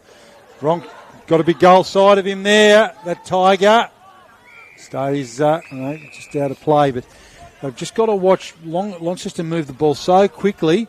If you're not on goal side of them, they are out and dangerous. 7 points the margin here at the Country Oval. 8-13-61. Longford trailing Launceston 10-8-68. 27 minutes gone here in the Premiership quarter. What a great game we've had. Ruckman do battle. Tigers come away. We've got a bit of time and space there. Chug gives it off. Dangerous ball. Heading towards 50. All Launceston at the back, though, gathered under great pressure there. That was Jordan Shipp. Mark taken there by Ben Hyatt. He's not been there worse today. Goes out wide. Nice little smart kick inside 50 in the direction of the coach, Jake Hines, who knows all about goals from this part of the field. Nice measured kick there from Lenny Faulkner, Rob. He had a quiet start to the game, but he's starting to work his way into it. He's coming off the ground now after delivering that pass. Yeah, he is. He's done some good things. But Jake Hines, you can see the experience, just slowing it down, taking his time, deliberate. Ben Brown run up. Yeah, he's got the Dennis Lilly run up all right. He's certainly chewing the time up as well. But Hines, we know just what a marksman he's been over the years. Moves in, kicks it from about 40, sends it goalwards. Got it. Yep, absolutely no danger of that one missing. And they've extended the lead. That's his second, Jake Hines. So interestingly, Dave, when we've talked about the players that need to do a bit more this quarter, both on the scoreboard and on the ground, 2 names, Brady Porferman and Jake Hines, been front and centre with that for the Blues. Yeah, they've certainly lifted the Blues now up to 13-point lead, which is not unassailable by any means, but just the trend of the game. Groups, just some stats for us, inside 50s in particular. They're 16 now this quarter for Launceston to Longford 6. They're ahead in the clearances 9-7, and they've kicked 5 goals to 1 this quarter. Yep. So it's been a pretty good quarter from the Blues. Beautiful conditions here at Longford, not a breath of wind. Beautiful sunshine. Comes out now to Charlie Taylor, who kicks towards half forward. Bounce not great for Josh Gray. Wheeler takes it. Sweeping handball trying to find Ryan Shipp. Well, the handballs are just not meeting the mark at the moment for the Blues. They might let the Tigers in here. Out it comes. They're still in possession though, Launceston with Presnell. Presnell, Wormburner kick. Dropped there by Tommy Powell. Out it comes. Tommy Powell again does well. He loves that, just that hat kick out of defence, and it might work out all right here. It's going to be high contact. Is it Kennywell there, I think, with the headgear? I think it is Ty Kennywell. But, Tommy in his first game, when you get possession in that back 50, I think your first impulse is, let's just get it out of here. And it's worked out all right. Yeah, it has. He's learning his craft, and as I said, Absolutely. very highly regarded player here at the Longford Football Club. It's Ty Kennywell. He's getting up gingerly. He might have to come off for a spell here and a concussion check. He won't want to, of course. He's as hard as a cat's head, Ty Kennywell, so he's not wanting to go anywhere. He's walking away from the contest. So Taken there by Chug instead. He gets a short kick to Gray. Leading the direction of Taylor, but that's well read there by Presnell. Blues are away, and again, as they do, this slingshot stuff they do is so dangerous. Plakalovic back inboard. That was Franklin. Doubles around, sends it inside Nice 50. Nice little kick. Took his time, didn't blaze away. Moved on quickly there by Jesse Price. Doesn't quite hit the target. Paul Freeman gets rid of one Tiger, then two. Heads for goals. Brody Paul Freeman across the face. Defence winning out on that occasion, but Dave, you just get that sense that when they put some pace on the ball, the Launceston Blues, they are dangerous. They are indeed, and I thought I was going to have to write down the 5th goal of the day there when Brody snapped on goal, but it was across the face a bit. Boundary throw-in, binoculars time as we're in the far forward pocket at the southern end. Wrestling is Farquhar, wins the tap, spills out the back towards Tutul, can't take possession. Josh Gray working hard as usual. Gets in the direction of Chug. Can't take the mark. Coming through is Jake Murfitt. Short distance kick. Seitzma's there. Can't pick it up. Ball spills back to Morris. Don't argue with Seitzma. But he's caught by Seitzma and will be penalised. Much to the delight of our home crowd here below us. Second time he's got pinged today. Yep. Zachary. Seitzma plays on from the wing. Kicks towards half forward as the siren sounds. 32 minutes gone in that quarter. It's 3-quarter time here at the Longford Recreation Ground, and it's Longford 8-13-61. So 1 goal, 3 in that quarter. But it was all Launceston there, 11-8-74 with 5 goals, 4 to take a 13-point lead. They turned around a 2-goal half-time deficit. Goal kickers. Yeah, goal kickers for Launceston, leading all comers, Ethan Conway with 3. A brace to Jake Hines, Archie Wilkinson and Brody Paul Freeman. Brody Paul Freeman, particularly Dave Moore in that quarter with 2. And then obviously singles to Ben Hyatt and Alex Blackerby. And for the Longford Tigers, Deegan Madden topping their tally with 2. And singles to Casey Curtis, Mitch Bennett, William Dakin, Casey Brown, Hamish Seitzma and Oliver Chug. But as you said, the premiership quarter, Launceston cream coming to the top. We'll take a break here on City Park Radio as we'll get groups of stats after the break. He's still collating them there. 13-point margin with 1 quarter to go. Stay with us here on City Park Radio and on the AFL live stream. Back in a moment. Local sport, local music, local arts and culture on your City Park Radio. 103.7 and 96.5 FM. Play your cards right with new LPG deals from Elgas. Whether you're moving in or you're settled in, make the switch online today. From LPG account credits, fixed pricing and carbon offset options, Elgas has got you covered. Don't lose out. Visit the website, choose your new deal and sign up today. Go online, www.elgas.com.au. Elgas, local, safe and reliable. A sponsor of City Park Radio. There's something new in town. A welcome breath of fresh air for you and your family. But it's not the ocean breeze. It's called HydroClean, a revolutionary new service and cleaning system for air conditioners. Without regular servicing, your air conditioner won't perform at optimum levels and becomes a breeding ground for allergens, airborne particles, bacteria and harmful spores. Are you willing to take that chance with your family? Call HydroClean on 1300 608 318 and breathe easy once again. HydroClean. Are you breathing healthy air? A sponsor of City Park Radio.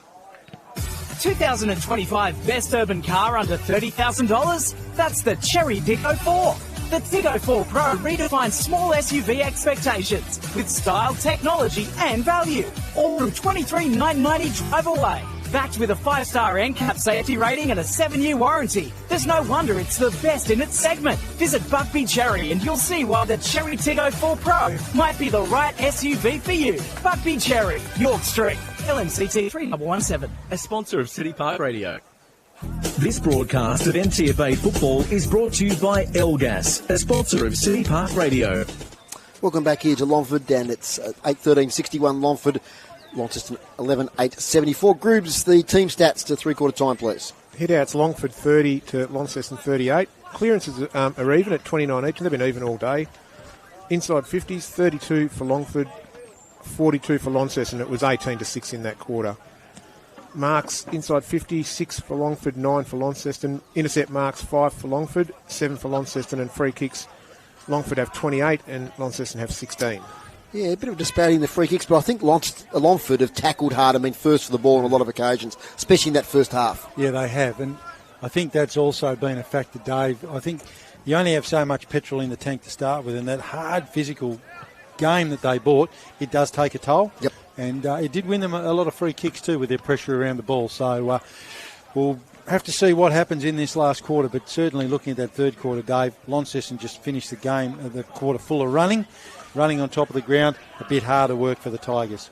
Just at the end of the game, just to excuse us here, we're going to have to leave very quickly. We've got a basketball game to start kicking off at 25 minutes past 5 back in town, so it'll be a massively quick wrap-up from Rob. Basically, it's just his 3-2-1, and there'll be no on-field interview after the game either. We just have not got time. So, be a quick wrap-up on the stream and also on City Park Radio.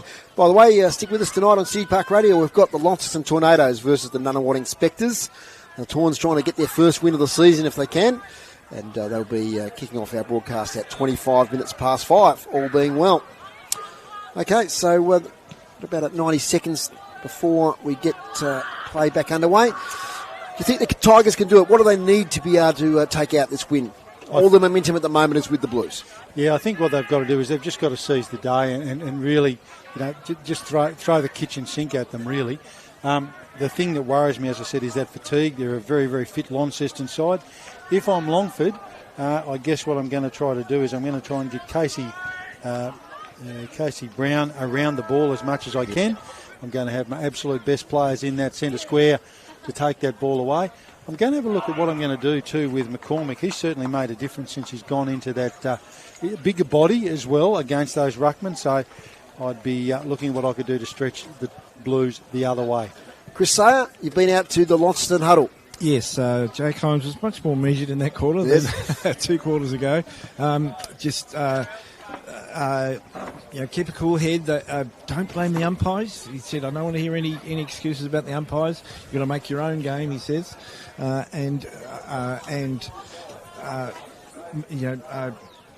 Take the game up to them, but don't be complacent in this last quarter. So he was quite measured, and we'll just see how this second one goes.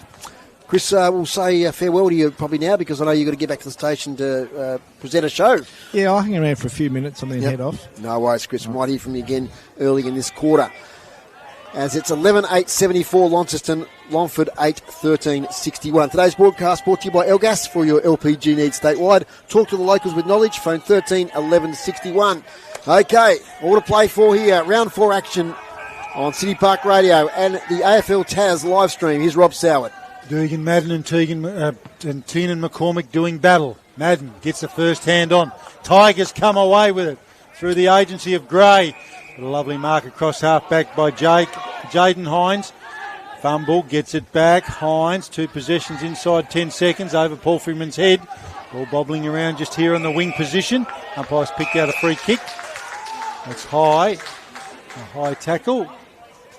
And the recipient is going to be Caden Tootle. Tootle got a few options. Just decides to head long inside 50. Umpire's picked the free kick against Maloney. Yeah, Maloney, that's just a silly free kick, really. He was never really going to mark it, so to infringe against Jaden Hines, who's had 3 possessions, I think, in a minute. So he's been busy. Jaden Hines bites off enough there that he can chew. Picks out Zachary Morris. Morris not having probably his best game today, but the thing with Zach Morris is he can do some really, really smart things in rapid order. Kicks towards a contest on the wing. Ball sitting nicely there. Jake Hines actually knocked onto the ball. Gives it out quickly. Towed forward. Jake Murphy at the back for Longford. Heads back out towards the wing. A nice mark taken there by Madden, who at that stage was all alone. He heads down the boundary line. He's got Maloney in front of him, but just doesn't put enough mustard on it. Chopped across off half back. And a nice mark taken there on that occasion by Zach Morris again. Yes, those intercept marks are going to be crucial, Rob, in this last quarter. And Zach Morris can get to the right spots. He's got the ball now right half back. Margin 13 points. First goal, absolutely critical here for Longford. to maintain a chance of winning this game. Now it comes to Jaden Hines. Fumbles the ball slightly, gives it up. Taken away there by Murfitt. That's Ben Murfitt. Tries to work it to Mitch Bennett. They just pile on top of it. And it's going to be another ball up. So beautiful side here. Little country footy ground. We love it. So the surface has been terrific today. And a good vocal crowd, which we love to see.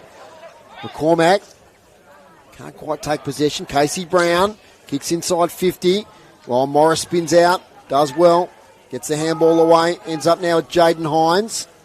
He kicks up the wing. Thump from behind there by Lloyd. He's got a chance again. In fact, it was Hubbard, beg your pardon. Hubbard's handball was not effective. Falls back now to Jake Murfitt. Thinks about going backwards.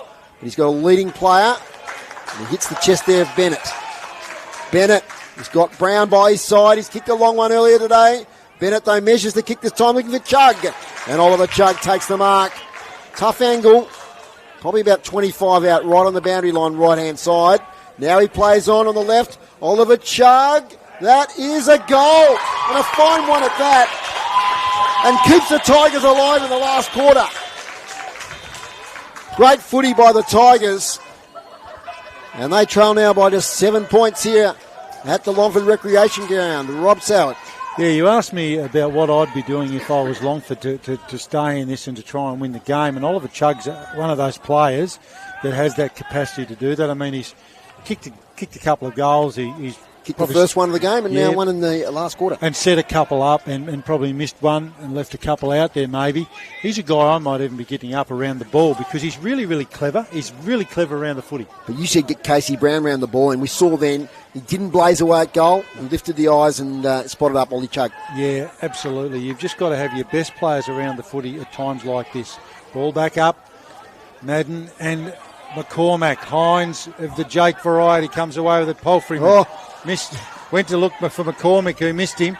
Palfreyman butters up. Goes to Hines. Jake Hines heads goalwards. And offline. Wobbly old one. Flew like a wounded duck, that one, when Jake Hines hit that. But ominous.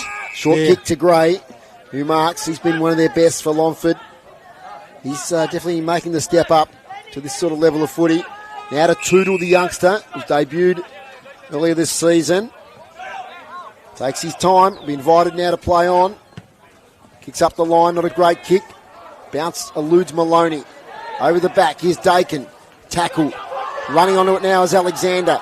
Taps it in front of him. He's dispossessed. Oh, that's a high tackle there. That might be young Jordan Shipp, number 32. Until he gets up. It is indeed. On debut. Brother of Ryan. Gets it to Wheeler.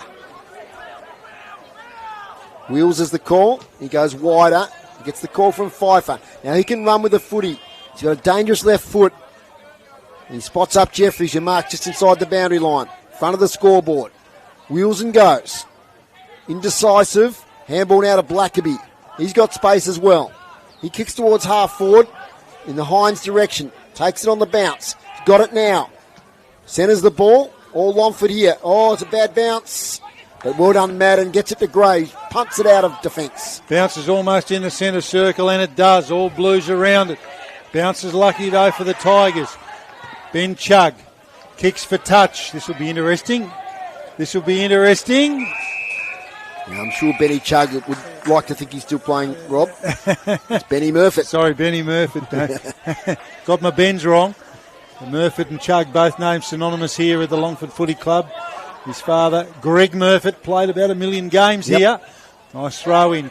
McCormack all by himself. Gives it off. Clever little kick out in the Hines direction. Jake Hines, doesn't pick it up. Play keeps that in bounds. And Jake Hines gets an absolute cook from the can bar as he gets rid of the youngster there in Tootle. It's a well-populated can bar too, Rob. Yeah, very popular area here. There are a few deep. Very popular area here at the Country Oval. That's for sure. Taken down there. Jeffries tries to come away with it. Jake Hines, he's everywhere in this last quarter. Flat old kick inside 50. And a lovely mark taken there by the Tommy Powell, the debutant. Finds a teammate there. That looks like Cody Brinkman. Oh, doesn't hit a target, but it is all Tigers, so they should pick it up, you'd think. Eludes the pressure, sends it out wide. Now back inboard to Jake Murphy. Heads it inside 50. 1-on-1 here. Chug! Almost. Maloney, I should say. Butters up. And he's found a teammate in the pocket. And it looks like Mitchell Bennett.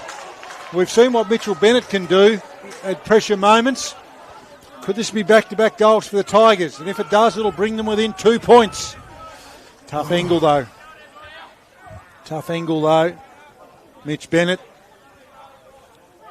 Most important kick of the day here as we're approaching the 7.5 minute mark. Longford Tigers down by 8 points as Mitch Bennett heads goalwards. Kennewell warning up on the sidelines after that heavy knock earlier.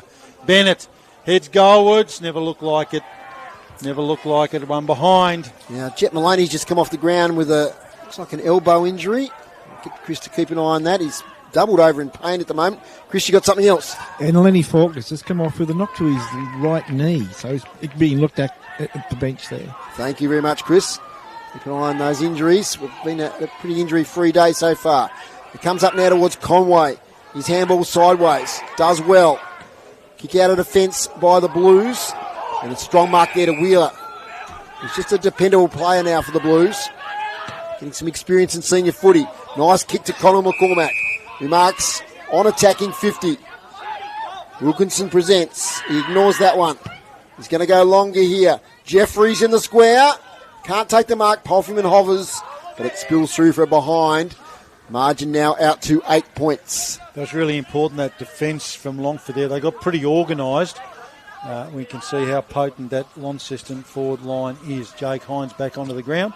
Tigers bring it back into play.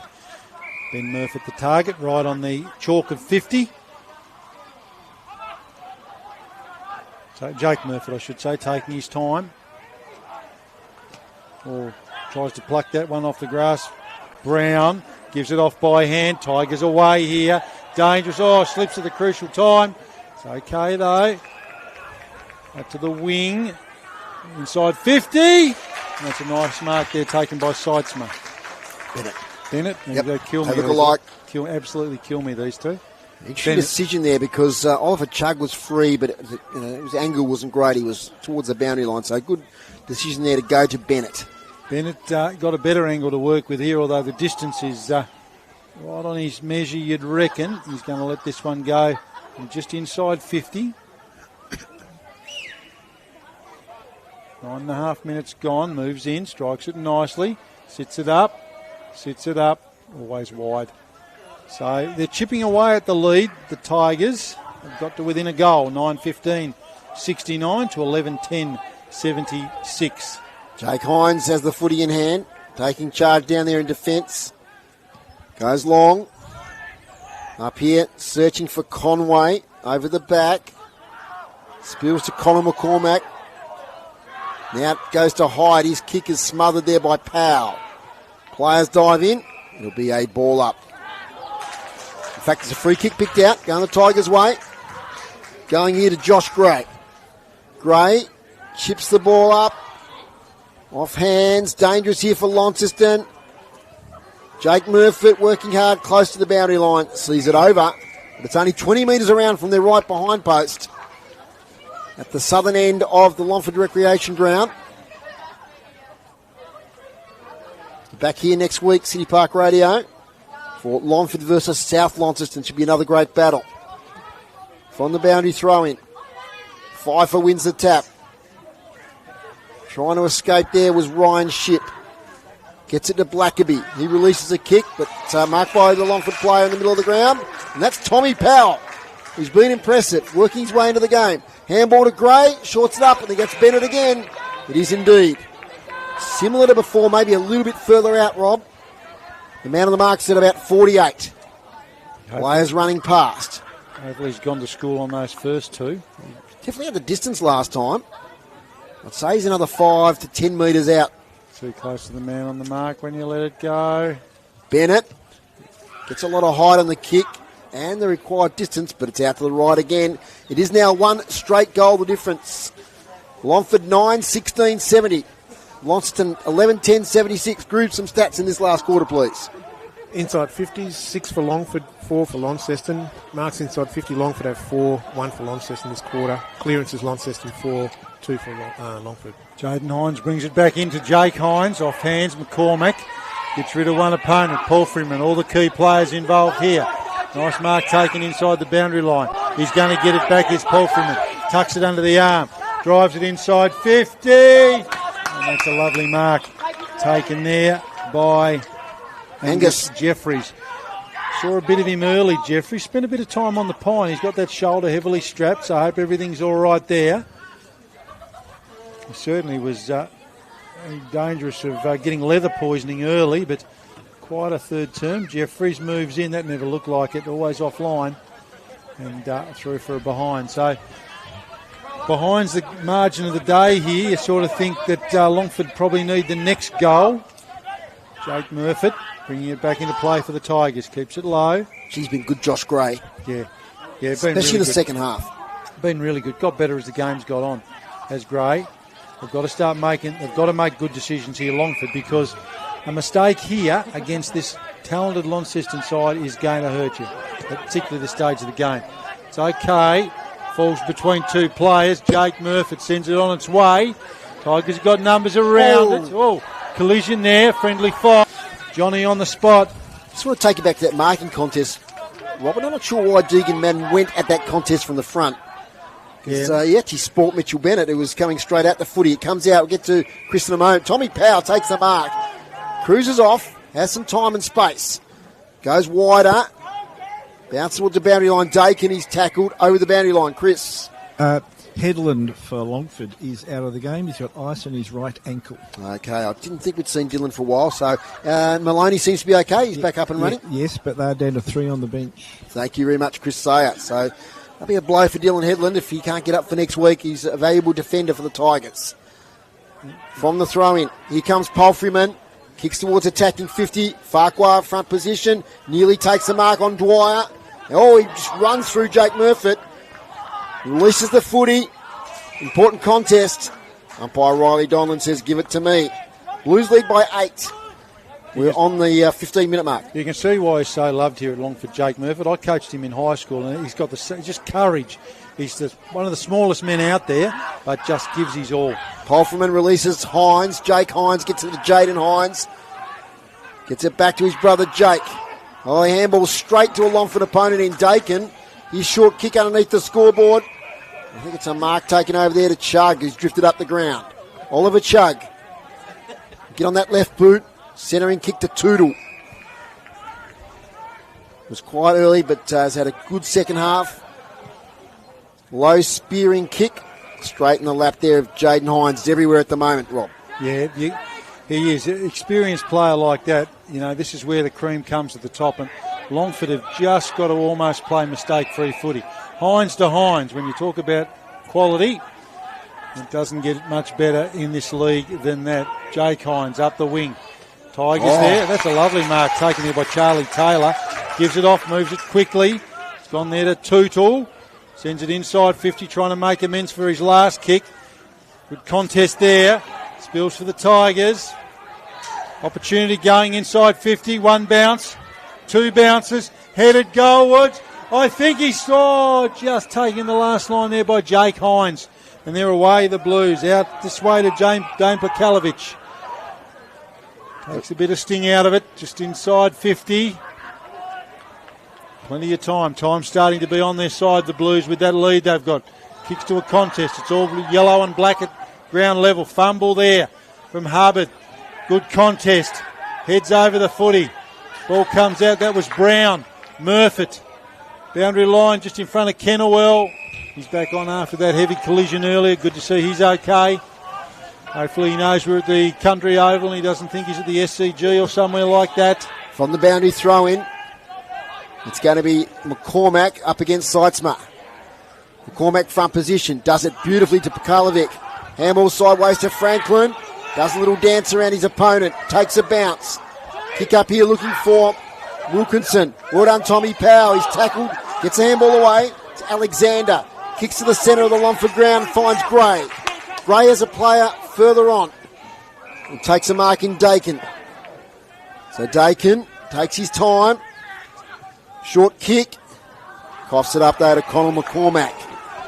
McCormack up the wing, up here looking for Jaden Hines, who takes a mark on his chest. He's got a player further on in Jesse Price, who takes the mark. 75 metres out. On the left-hand side, on the forward flank, goes now to Wilkinson. Cruises up, takes a mark, second grab, plays on, takes a bounce, gets to 45, shoots on goal, Wilkinson. But it's one behind. They're out now by 9. 11-13-79. Plays 9-16-70. We're 18 minutes into this last quarter here at Longford. And this is where the clock starts to become Launceston's friend and Longford's enemy. So they need 2 goals, the Tigers, as things stand at the moment. Jake Murphy brings it back in, sends it along. Nice mark there to the coach, Casey Curtis. What's he got? See him trying to get back on the ground there for a little while. Dishes it off. Tigers player holding. You heard the can bar umpiring. Kennewell plays on quickly. Clever tap. Casey Brown breaks a tackle. Got a teammate on the outside of him. It's going to be okay. Can he keep it in? Big Deegan. Deegan Madden. The boundary line's going to win out. But it's at the right end of the ground. Big Deegan Madden up against young Franklin. Maybe the tallest player on the ground against the smallest.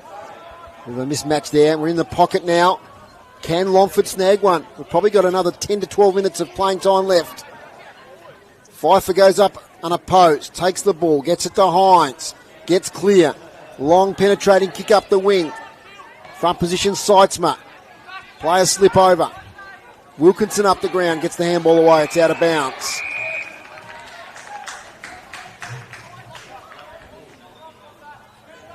So it'll be a boundary throw in. Been a thoroughly entertaining game, Rob, today. Really enjoyed it. And get more of these in the NTFA Premier League. It'll be a fantastic season. Longford South next week, I reckon that'll be close. They escape now due to Launceston, but it's straight to the lap there of Tommy Powell. Been good on debut. Handball sideways.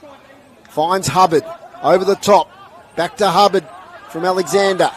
Hubbard in the centre of Longford. Kicks it up forward, but the mark taken in defence nicely there by Ryan Shipp. I reckon that's about the 4th one of those that we've seen in the last 10 minutes where they've just picked out a Launceston defender. It's Morris around this near side. Beautiful pinpoint kick. And taken there by Finn Price. Price measures it. And Jacob Wheeler. Been okay today for the Blues on the wing. Goes back inboard. He's got Jake Hines to kick to, and that's measured perfectly. Gone right over the head there of Oliver Chugg. He's drifted up the ground. Hines inside 50. All Tigers. Probably should have marked it. Spoil. Sits. Not quite. I think he's kept that one in. It's marked back there, taken by Joel Lloyd. A shot on goal from Archie Wilkinson, but Lloyd held up now on the chalk, just outside 50. So time ticking away, 20 and a half minutes gone. Launceston by 9 points, Dave Moore. Umpire Hayden Shepherd has the ball in hand. Western Tears in the background for our stream viewers. Beautiful sight. The autumn sunlight. We've got a free kick now for high contact. It's going the Tigers' way. Going to Casey Curtis. Releases straight away to Brinkman. Brinkman kicks up the wing. Coming in well there is Josh Gray. Gray on the right foot there by Zach Morris. That's 6 intercept marks now for the Blues this quarter. As Rob was saying, they've done well back there to hold back the damn wall. Gets Wheeler there with the shoulder strapping. He's got the ball underneath the scoreboard, which reads the Blues lead by 9 points. I think that was Farquhar there who flew far too early. Let's see how the umpire sees this. It's going to go the Blues' way, Rob. So it wasn't Farquhar at all. He might have been pushed into the contest. Yeah, could have been. I think he was. He came lurching out, so I'd say he was shoved from behind. Farquhar. Handballs now to Jake Hines. Leans back on a kick towards Wilkinson. Now it's at downfield. The whistle is gone. It's going against the Blues. It's the Tigers' way, says umpire Donlan. As Dwyer releases Lloyd in the back pocket.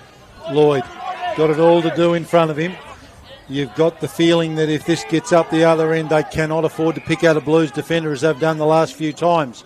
They've headed inside 50. Big, long, booming kick. Jake Hines right underneath that.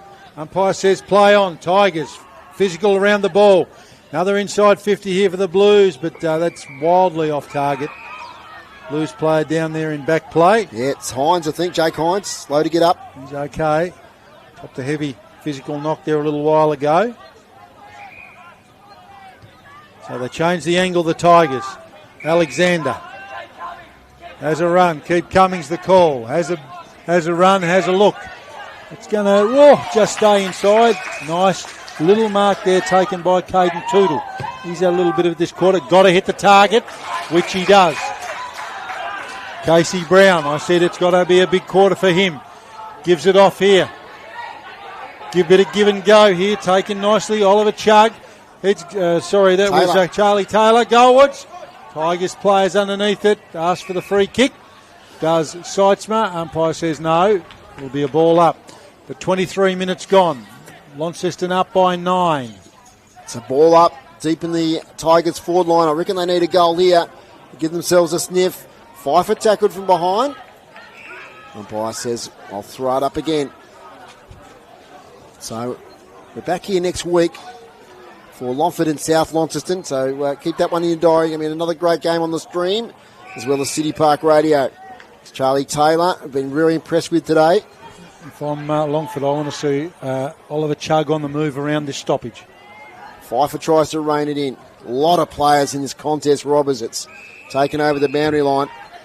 It's going to be hard for anyone to get an effective possession, although we do have a boundary thrown. It makes it a little bit easier.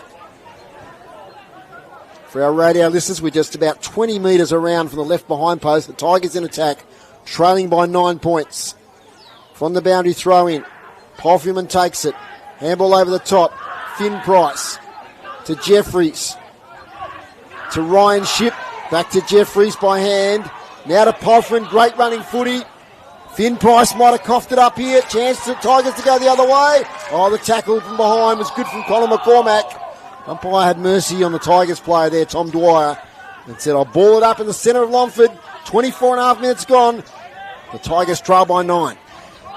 They need the next goal, the Tigers. Ball goes up. Ruckman do battle. McCormack been good today since he's gone into the ruck. Umpire's picked a free kick out.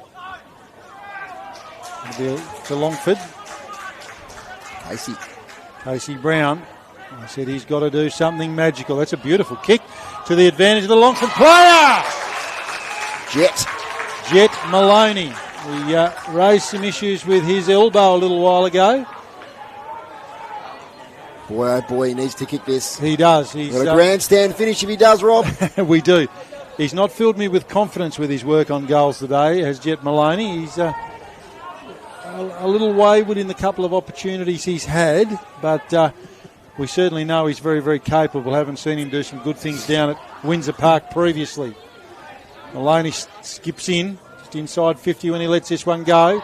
It's goalwards, and that is always offline. That's not going to win it for you. 25 minutes, 40 seconds here at the Country Oval. From fullback, Jake Hines has gone back there to be the general of things. Gets it to Jaden Hines. Now there to the debutant in Jordan Shipp. And there it is.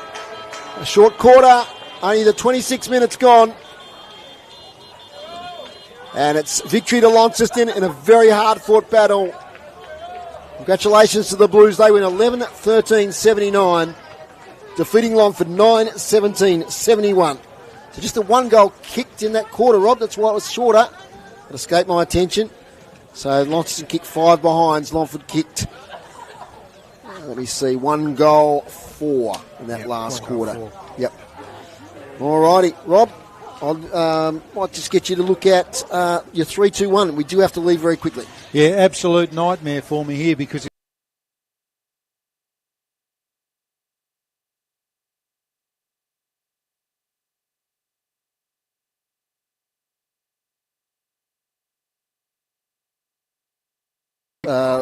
Longford 31 to Launceston 39. Inside 50s, the Blues at 55-34 in that stat. It was pretty even in the last quarter. Longford had 12-11.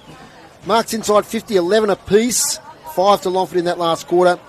Intercept marks, Launceston 13-10, 6-5 in the last quarter. And free kicks, Longford had 35. Is that right, Groobs? Yep, that's it. 35. 35 kicks, free kicks to 19. So, bit of a disparity there. Okay, quickly, Rob, 3, 2, 1, and we need to pack up. Okay, could have been anyone. 1 vote, Casey Brown. Longford thought quite a good four-quarter player. Number 2 votes I gave to Ethan Conway. I thought probably the best big man on the ground. And number 3 votes I've given to Jake Hines. Just a